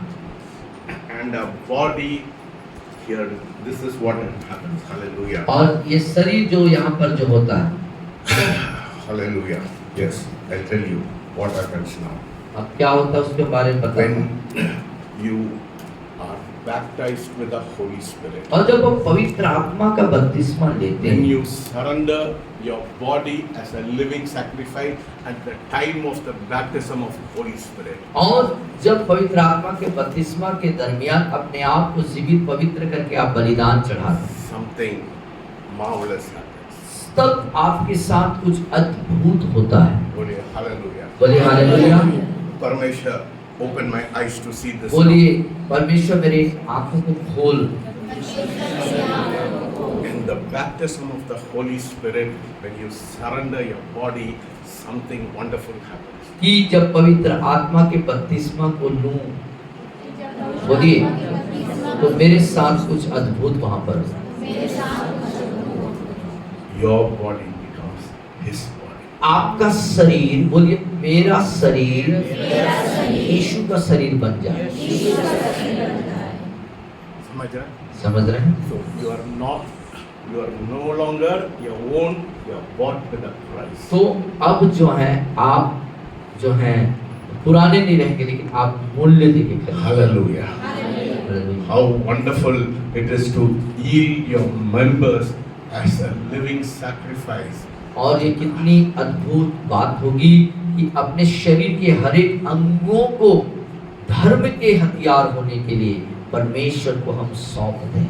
When your body becomes his body, जब आपका शरीर उसका यीशु का शरीर हो जाता है, your hands becomes his hands. आपका हाथ यीशु का हाथ बनता So है। when you yield your member as a living sacrifice at the time of baptism, और जब अपने अंगों को समर्पित कर देते हैं परमेश्वर को जीवित भावता हुआ बपतिस्मा के दरमियान, so when I touch Chital, जब मैं शीतल को छूता हूँ, it's not my hand. ये मेरा हाथ नहीं होगा। किसका हाथ होगा? यीशु का हाथ होगा। कितना लोग चाहते हैं कितने लोग चाहते हैं कि आपके साथ ऐसा ही हो कि आपका हाथ न रहे, यीशु का हाथ हो जाए। That is why you need the baptism of the Holy Spirit. इसलिए पवित्र आत्मा का बपतिस्मा हमारा होना जरूरी है। When you yield your member, जब अपने अंगों को आप सौंपते हैं, you know, the tongue of heaven meets the tongue of hell. और जो The tongue of heaven स्वर्ग का जो जीव है meets the tongue of hell. और इस नर्क के जीव के साथ में मिलता। The James says, याकूब कहते your हैं tongue is like a fire. तुम्हारी जो जीभ है वो आग के जैसा है। So what happened at the time of the baptism of the Holy Spirit? बपतिस्मा के समय में क्या हुआ? पवित्र आत्मा The cloven tongues. और जीभ फटती हुई जीभें। When they were baptized with the Holy Spirit, जब वे पवित्र आत्मा से बपतिस्मा पा रहे थे, what was the sign? क्या थी उसकी पहचान? आग के समान जीभें फटती सी दिखाई दी। Hallelujah. Hallelujah. That is why you give your tongue. Oh, Rabba, Shikala, Bashandara, इसीलिए Bashandara, अपने जीभ को आप सौंप दे दें। समझ रहे? तब This is how it happens. तब यही होता है। Your तब tongue, यही होता है। your tongue becomes his tongue. आपका जीभ उसका जीभ हो जाता है। Your body becomes his body. आपकी शरीर उसका शरीर हो जाता है। Your hands become his आपका hands. हाथ उसका हाथ हो जाता है। Hallelujah. Get hallelujah. up. Let us praise God. आइए इसको Hallelujah. Hallelujah. Tell God, I want to surrender, Lord. बोलिए प्रभु मैं अपना शरीर के अंगों को It's no longer my body, और Lord. मेरा शरीर नहीं रहेगा ये। This is your body, ये Lord. आपका शरीर होगा प्रभु। This is my, it's not my body, मेरा Lord. शरीर मेरा नहीं है प्रभु। प्रार्थना करिए सब लोग। प्रार्थना करिए। सच में आप परमेश्वर आपके जीवन में काम किया, बोलिए परमेश्वर मेरे को ट्रांसफॉर्म करिए, Lord. वो बोलते मुझे पूरा परिवर्तन कर दे प्रभु। Tell God, tell God. मुझे बदल दे। आना, आना. Tell God, tell God, tell God. Oh, this is a very holy moment. ये बहुत पवित्र क्षण है। The presence of God is going to fall in this place. ये हमारे बीच में है। God is going to fall in this place.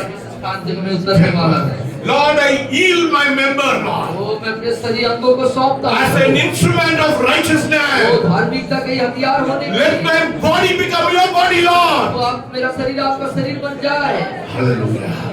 Let my body become your वो body. होने मेरा मेरा शरीर आपका Let शरीर हो my जाए। tongue become your मेरा tongue. जीव आपका जीव हो जाए प्रभु। This morning, I give my tongue like a small child to you. ओ आज की सुबह में अपने शरीर को जीव को जो है आप बच्चे के समान तुझे सौंपता हूँ। Anoint me, Lord. अभिषेक करिए। Anoint me, Lord. अभिषेक करिए। Anoint me, Lord. अभिषेक करिए। Change my body, वो Lord. मेरे शरीर को बदल दीजिए। It's no longer I that live. और मैं उसमें जीवित नहीं रहूंगा। The one who lives in me is Christ. वो मेरे अंदर जो जीवित है वो यीशु होगा, मसीह होगा। सब लोग प्रार्थना करें। सब लोग ऑर्डर करके। If you have understood this, यदि आप समझ चुके हैं तो if you have understood this, यदि समझ चुके हैं तो yield your members. अपने अंगों को Yield your अपने members. अंगों को सौंप आवाज दें। उठा के। आवाज उठा के। आवाज उठा के Tell God. Tell God. कहें, Tell God. कहें प्रभु से, Tell God. कहें प्रभु से, Lord, I want to receive something this morning. प्राप्त करना चाहते हैं लॉर्ड, मैं प्राप्त करना चाहते हैं लॉर्ड। ओ मेरे ज्ञान के ऊपर जा रहा है, वो मेरे ज्ञान को बचा रहा है। बट टुडे लॉर्ड लेकिन आप प्रभु गिव मी रेवलेशन नॉलेज, प्रकाशन दे, गिव मी रेवलेशन नॉलेज। प्रकाशन दे। Something should happen Lord. Before I go home, मैं घर जाने से पहले, before I go घर home, जाने से पहले something should happen मेरे Lord. साथ कुछ होना No चाहिए। longer my body, अब मेरा शरीर नहीं no रहेगा। longer I should अब live, मैं जीवित नहीं but रहूंगा। Christ should live in me Lord. जीवित रहेगा। My Christ should live in me Lord. मसीह मुझ में जीवित रहेगा। Hallelujah, hallelujah. सब लोग आवाज उठा के, आवाज उठा के। ओ स्वर्ग देख रहा है, स्वर्ग देख रहा है। अन्य भाषा से, अन्य भाषा। Yes, if God is giving you love,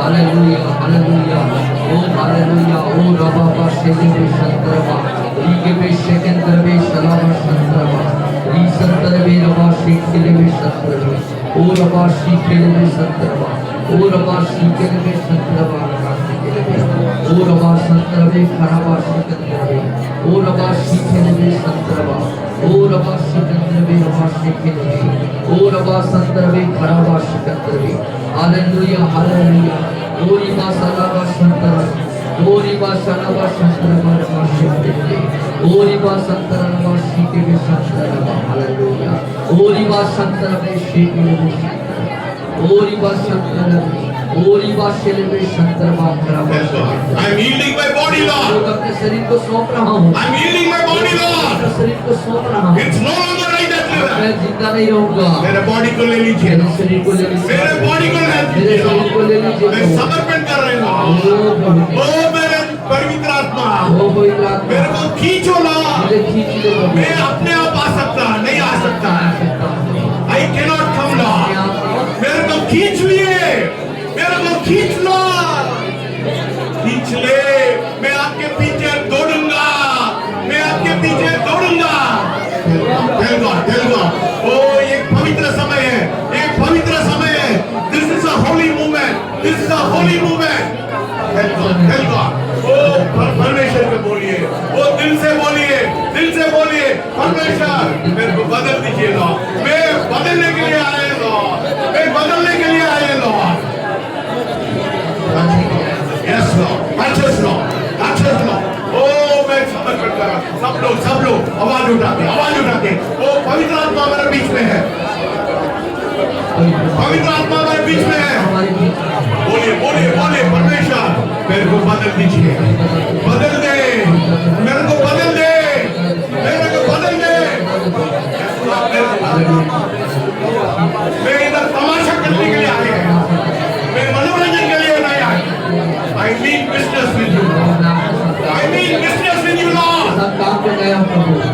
ओ मैं प्रभु आपसे सब कार्य करने के लिए। Jesus. Tell God, tell God, thank God. We are worshiping a holy God. जीवित परमेश्वर की पवित्र आराधना, परमेश्वर के। पवित्र प्रभु की बोलिए, आराधना करना। मेरे जीवन को मैं पवित्र और समर्पण करके हम अपना समर्पण करते हैं प्रभु। Jesus. Tell God, tell God, कहें tell God, tell God, कहें प्रभु, tell God. कहें प्रभु। Yes Lord. I give my life. अपना जीवन Yes आपको Lord. मैं बदल दे, मुझे बदल दे, मेरे जीवन को बदल दे। जीवन को बदल दे। मेरा समर्पण करते हैं Lord. समर्पण करता हूँ प्रभु। मैं समर्पण करते हैं Lord. समर्पण करता हूँ प्रभु। I give my life. I surrender my life. अपने जीवन को सौंपता हूँ। मेरे बॉडी मेरा शरीर आपके बॉडी होना चाहिए, आपका शरीर होता है, मेरा हाथ मेरा हाथ आपके हाथ होना आपका चाहिए, हाथ होता है, मेरा जीव। मेरा जीव Tell God, tell God, tell God. Oh, this is a holy moment. ये पवित्र समय है। This is between you and God. ये आपके और परमेश्वर के बीच की बात है। You have to determine how close you want to come to God. कितना करीब आना चाहते हैं ये आपके ऊपर निर्भर करता है। जितना करीब आना है उतना करीब में आ जाऊंगा। जितना करीब आप आना चाहते हैं उतना करीब। Tell God, tell God, tell God. ओ पिता परमेश्वर, आप पवित्र परमेश्वर हैं। मेरे जीवित बलिदान आपको देने दे लो। बलिदान आपको देता हूँ। मेरे को परिशुद्ध करिए। मुझे पश्चाताप का मन है। Oh, give me holiness, Lord. मेरे अंदर पवित्रता को डाल। Give me holiness, Lord. पवित्रता को Give me holiness, Lord. पवित्रता को डाल। Jesus. यीशु। Tell God, tell God. कहें, कहें, कहें। Oh, मेरे को बदल दे, बदल दे। मेरे को बदल दे, तू बदल दे मेरे मन को, दे आशीष इस जीवन को, तू बदल दे मेरे मन को, Yes, Lord. दे आशीष इस जीवन को, तेरी करुणा हम पर बरसे, अपने मार्ग पे चला हमको, तू बदल दे मेरे मन को, तेरा आशीष इस जीवन को, Amen. तेरी करुणा हम पर बरसे, अपने मार्ग पे चला हमको, तेरी महिमा से तेरी सामर्थ से तेरे से तू अभिषेक कर दे, तेरी महिमा से तेरी सामर्थ से तेरे से तू अभिषेक कर दे, फिर से आग बरसा दे, Amen.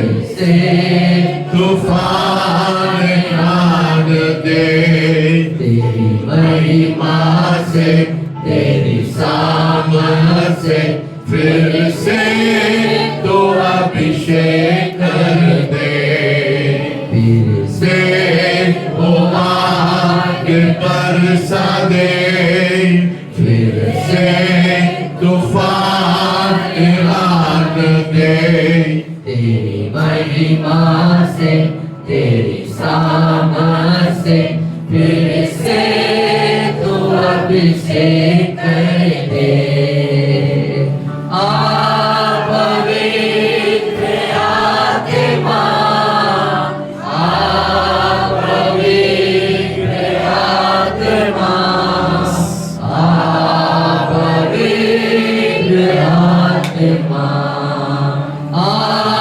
पवित्र आत्मा, आ पवित्र आत्मा, आ पवित्र आत्मा, बहने दे उस हवा को, छू ले हर एक दिल को, बहने दे उस हवा को, छू ले हर एक दिल को, तेरा दर्शन हमें मिले, करते हैं प्रार्थना तुझसे, बहने दे उस हवा को, छू ले हर एक दिल को, तेरा दर्शन हमें मिले, करते हैं प्रार्थना तुझसे, तेरी महिमा से तेरी सामर्थ से फिर से तू अभिषेक कर दे, तेरी महिमा से तेरी सामर्थ से फिर से तू अभिषेक कर दे, फिर से वो आग बरसा दे, फिर से तूफान आने दे, तेरी महिमा से तेरी सामर्थ से फिर से तू अभिषेक कर दे, हालेलुया, हालेलुया, यस लॉर्ड, बोलिए बोलिए बोलिए, वो अभी समय है परमेश्वर को समर्पण करने के लिए समय है, बोलिए परमेश्वर मेरे देह को आपको दे देते हैं लॉर्ड, आपके देह बन चाहिए Lord, yes Lord, let my body becomes your body Lord, let my tongue become your tongue Lord, मेरा शरीर आपका शरीर हो जाए, मेरी जीभ आपकी जीभ हो जाए, Lord let my eyes become your eyes, Lord. मेरी आंखें आपकी आंखें हो जाए, Tell God, This is a very holy moment. ये बहुत पवित्र क्षण है। This is a very holy moment. बहुत पवित्र क्षण है। It is between you and God. ये आप और परमेश्वर के बीच की बात And है। God.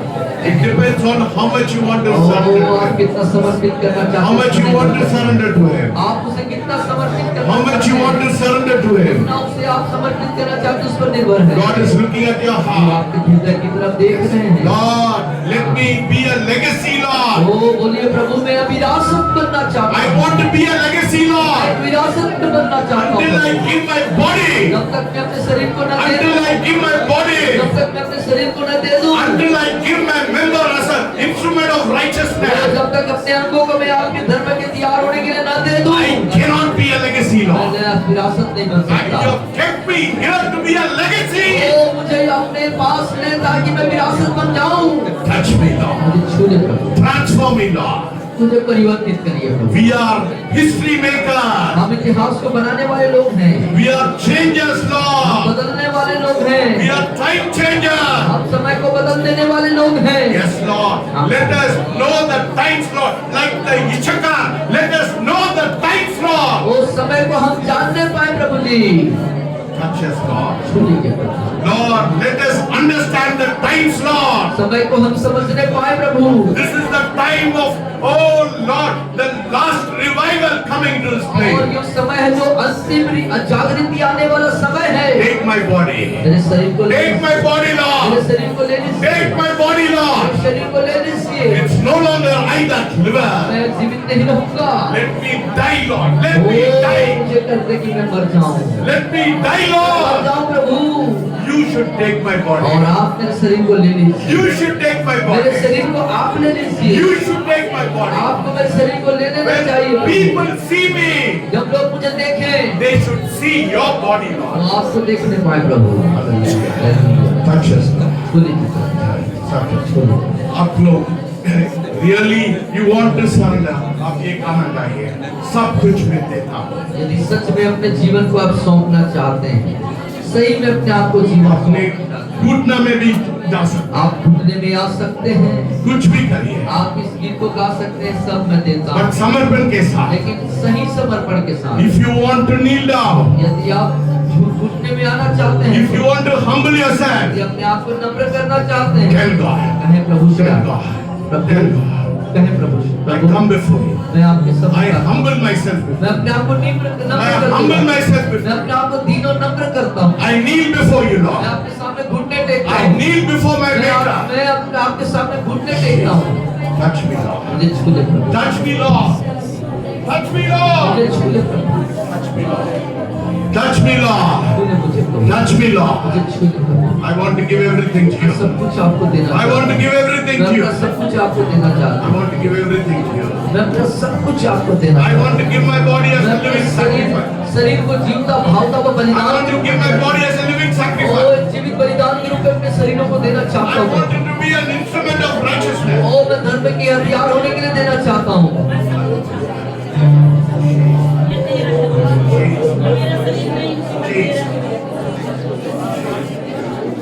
Jesus. यीशु को मैं सब कुछ देता, सब कुछ करता हूँ कुर्बान।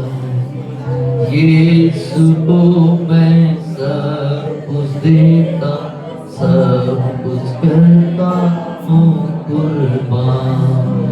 जीऊंगा मैं रोज मसीह में, उस पर रखूंगा ईमान।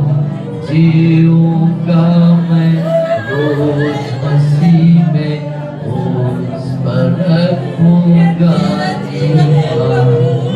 सब देता हूँ, yes Lord, सब देता हूँ, सब देता हूँ, सब देता हूँ, तुझको प्यार कुछ सब देता हूँ, yes Lord, तुझको प्यार कुछ सब देता हूँ। तुझको मैं सब कुछ देता झूठा तेरे कदमों पर यीशु को मैं सब कुछ देता झूठा तेरे कदमों पर छोड़ता सारी दुनियादारी मुझे ले और अपना कर छोड़ता सारी दुनियादारी मुझे ले और अपना कर सब मैं देता हूँ। Yes, Lord. सब मैं देता हूँ। सब मैं देता हूँ। सब मैं देता हूँ। तुझको मुझे सब मैं देता हूँ। सब मैं देता हूँ। सब लोग बोलिए, सब लोग बोलिए। मैं देता हूँ। मैं देता हूँ। सब मैं देता हूँ। Yes, Lord, I give you everything, Lord. I give you everything, Lord. I give you everything, Lord. I surrender, Lord. I surrender, Lord. I surrender, Lord. तुझको मुबारक मुझे सब देता हूँ सब मैं देता हूँ।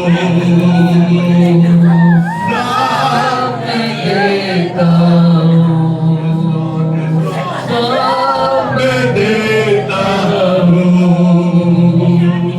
सब मैं देता हूँ। तुझको मुबारक मुझे सब मैं देता हूँ। सब कुछ देता हूँ Yes, Lord. सब कुछ देता हूँ Yes, Lord. सब कुछ देता हूँ Oh, yes, Lord. Yes, Lord. Yes, Lord. We give you everything, Lord. We give you everything, Lord. Yes, Lord. Yes, Lord. Yes, Lord. We give you everything, सब Lord. कुछ अपना We देता give you everything, मैं सब कुछ अपना Lord. देता हूँ आपको। Nothing will be, Lord. We मेरे don't want साथ to कुछ नहीं hide है। everything, मैं Lord. कुछ भी नहीं छुपा प्रभु My body, मेरा शरीर my ambition, मेरी जो अभिलाषाएं हैं, my ownership, मेरे स्वामित्व I give it to you, मैं Lord. तुझे देता हूँ I give it to you, मैं Lord. तुझे देता I हूँ give it to you, मैं आपको दे Lord. रहा हूँ प्रभु Yes, Lord. आपको दे रहा हूँ। Yes, Lord. आपका Yes, Lord. We give it to you, Lord. मैं आपको दे रहा हूँ प्रभु Yes, Lord. आपका दे रहा Yes, हूँ Lord. We give it to you, मैं Lord. आपको दे रहा We हूँ give it to you, मैं Lord. आपको दे रहा हूँ We give it to you, मैं Lord. आपको देता हूँ We give it to you, मैं Lord. आपको देता हूँ Give it to you, Lord. मैं आपको देता हूँ We give it to you, मैं Lord. आपको देता हूँ We give it to you, मैं Lord. आपको दे रहा हूँ प्रभु Amen. We give it to you, Lord. We give it to you, Lord. We give it to you, मैं Lord. आपको देता हूँ Amen. Yes, Lord. मेरी इच्छा नहीं है, आपका इच्छा है. Yes, Lord. Not Lord. पवित्र पवित्र. ओ उसमें है ना. ओ मेरे मन को नहीं है, आपका इच्छा काम लगाइए. Yes, yes, Lord. Yes. पवित्र पवित्र में आ जाता ना. ओ मेरे मन को नहीं है. ओ Hallelujah. Jesus, Jesus, Jesus, Jesus, Jesus, Jesus. Lord, move, Lord. Move, Lord. Move, Lord. Move, Lord. Move, Lord. Touch your children this morning. Touch your children this morning. Jesus, Jesus, Jesus, Jesus. Ah, Jesus. पवित्र अति पवित्र स्थान में ले चल प्रभु Yes, Lord.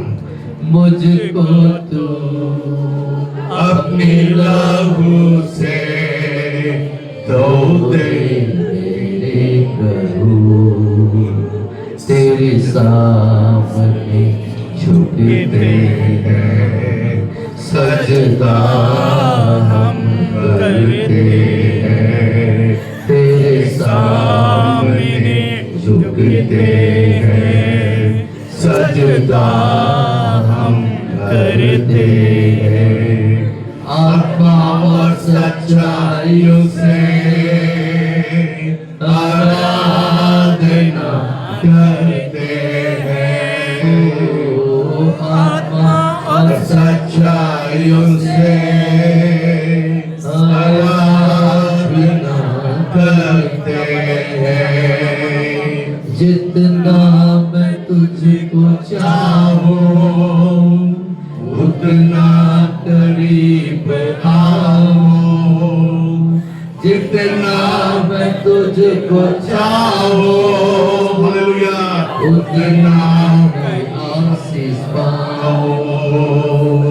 जितना मैं तुझको चाहूं उतना करीब आओ। यस लॉर्ड, जितना मैं तुझको चाहूं उतना आशीष पाओ। पवित्र अति पवित्र सामने ले चल प्रभु, तुझको तू अपने लहू से धो दे मेरे प्रभु। यस लॉर्ड, तेरे सामने झुकते हैं, सजदा हम करते हैं, तेरे सामने झुकते हैं, सजदा हम करते हैं, आत्मा और सच्चाइयों से आराधना करते हैं। ओ आत्मा और सच्चाइयों से आराधना करते हैं। पवित्र अति पवित्र सामने ले चल प्रभु। यस लॉर्ड, मुझको तू अपने लहू से धो दे मेरे प्रभु, तेरे सामने झुकते हैं, सजदा हम करते हैं, तेरे सामने झुकते हैं, सजदा हम करते हैं, आत्मा और सच्चाइयों से आराधना करते हैं। ओ आत्मा और सच्चाइयों से आराधना करते हैं। पवित्र अति पवित्र सामने ले चल प्रभु, मुझको तो अपने लहू से धो दे मेरे प्रभु, तेरे सामने झुकते हैं, सजदा हम करते हैं, तेरे सामने झुकते हैं, सजदा हम करते हैं, आत्मा और सच्चाई से आराधना करते हैं। ओ आत्मा और सच्चाई से आराधना करते हैं।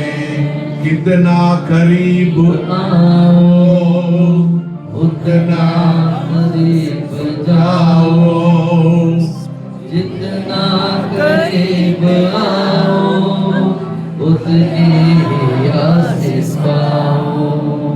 जितना मैं तुझको चाहूं उतना करीब आओ, जितना करीब आओ उतनी आशीष पाओ। पवित्र इस पवित्र सामने ले चल प्रभु अपने लहू से दे मेरे प्रभु। Yes, Lord. Yes, Lord. We thank you, Father. Thank you for your presence, Lord. Oh, thank you for moving in the midst of us, Lord. Thank you, Lord. God is moving one more time. एक बार फिर से हमारे बीच में यहोवा मंडरा रहा है। God is moving one more परमेश्वर time. एक बार फिर हमारे बीच में मंडरा रहा है। Yes, Lord. We thank you and we धन्यवाद praise you. धन्यवाद। Oh, move me one more time, Lord. एक बार और मंडराइए प्रभु। Move me one more time, एक बार Lord. और मंडराइए प्रभु। Yes, Lord. Move us, Lord. Shake us, Lord. हिलाइए प्रभु। Change us, Lord. हिलाइए प्रभु। Oh, change us, Lord. बदल दीजिए। Change us, Lord. बदल दीजिए। Move us, वो Lord. बदल मंडराइए। Change us, Lord. Yes, Lord. Change us, Lord. Hallelujah.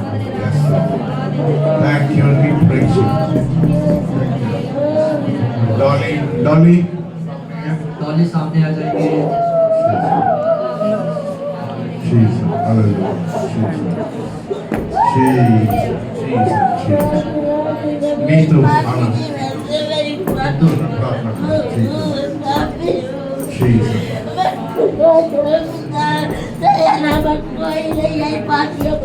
Jesus.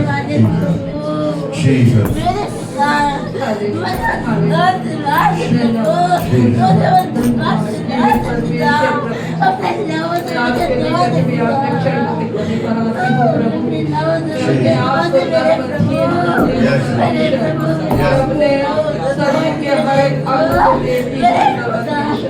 मैं अपने जीव को आपको देती हूँ पिता परमेश्वर और प्रार्थना मेरी सहायता परमेश्वर ये मारिए पिता परमेश्वर प्रभु मैं जीवित खाता हुआ बलिदान को चढ़ाती हूँ पिता परमेश्वर मेरा हाथ परमेश्वर आपका हाथ होना चाहिए पिता परमेश्वर मुझे लोग देखे प्रभु तो आपको देखते हो Yes, Lord. परमेश्वर वो हमारे अभिलाषा को आप पार दीजिए पिता परमेश्वर हमारे अंग को आप बाहर दीजिए पिता परमेश्वर मैं प्रार्थना करती हूँ प्रभु जी आज हमने सीख पाए परमेश्वर प्रभु कि कैसे प्रभु उस द्वार से आप परमेश्वर आते हैं परमेश्वर वो द्वार आप हैं पिता परमेश्वर प्रभु वो रास्ता आप है प्रभु मार्ग आप है पिता परमेश्वर कैसे हम रोटी के बारे में सीख पाए पिता परमेश्वर रोटी के परिपूर्ण को हम समझ सके वो रोटी परमेश्वर प्रभु कैसे प्रभु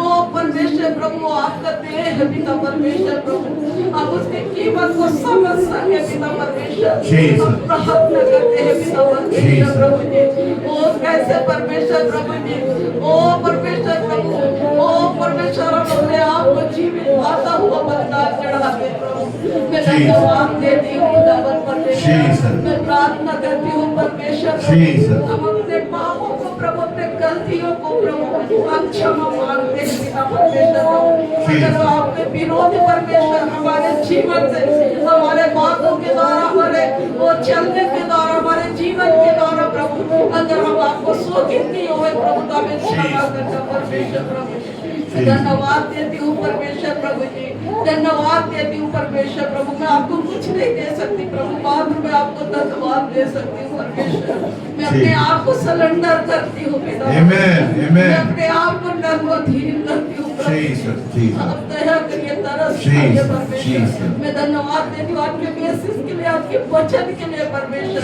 आपकी उपस्थिति के लिए गाढ़ा उपस्थिति को मैंने महसूस किया प्रभु प्रभु आपकी गाढ़ा उपस्थिति यहाँ पास है प्रभु हम आपके उपस्थिति के लिए धन्यवाद देते हैं परमेश्वर सारे बातों के लिए प्रभु में धन्यवाद देते हैं धन्यवाद देते हूँ प्रार्थना यीशु के नाम से मांगते हैं आमेन। महिमा हो तेरी महिमा हो तेरी हालेलुया महिमा हो तेरी महिमा हो तेरी और सच्चाइयों से तेरी आराधना करेंगे आत्मा और सच्चाइयों से तेरी आराधना करेंगे। यीशु तू ही है हमारा प्रभु।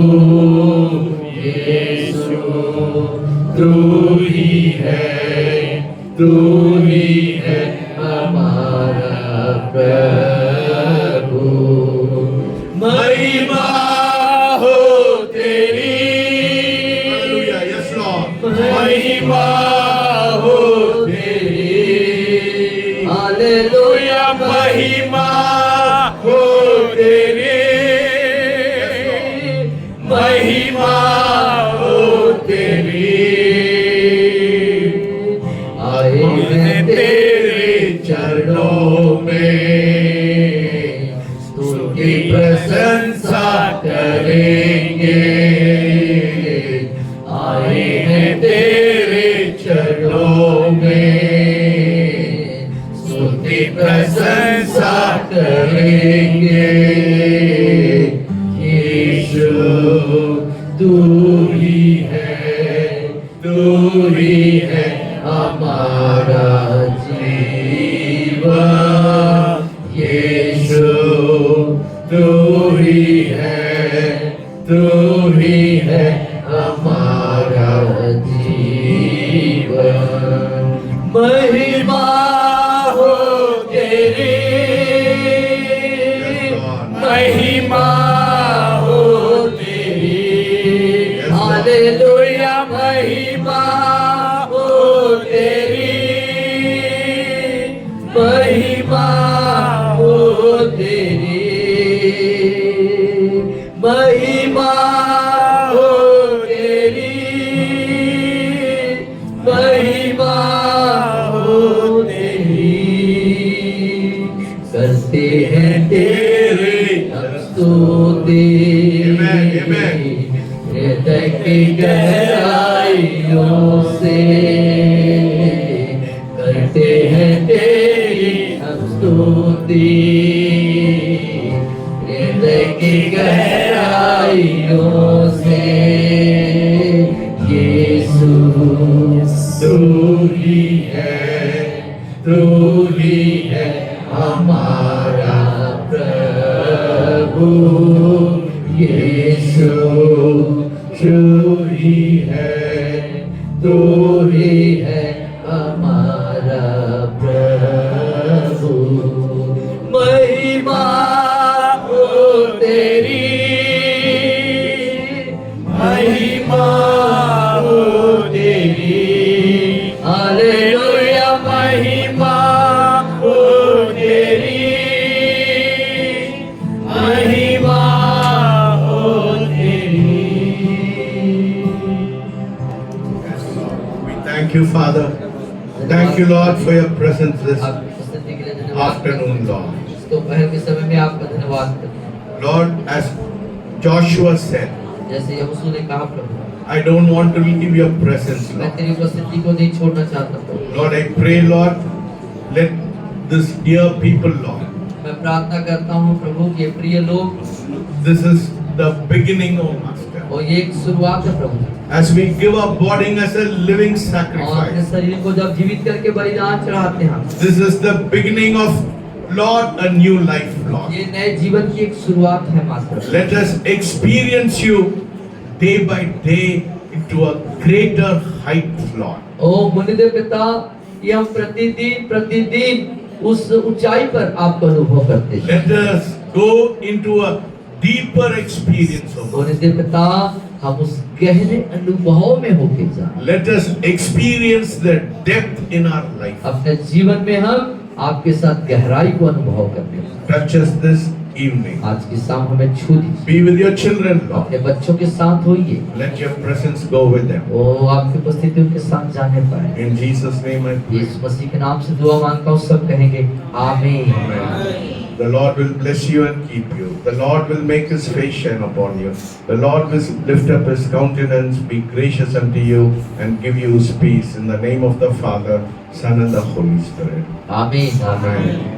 We give all the glory to Jesus and tell of His love, His wonderful love. We give all the glory to Jesus and tell of His wonderful love. Amen. Amen. सबको जय मसीह। जय मसीह।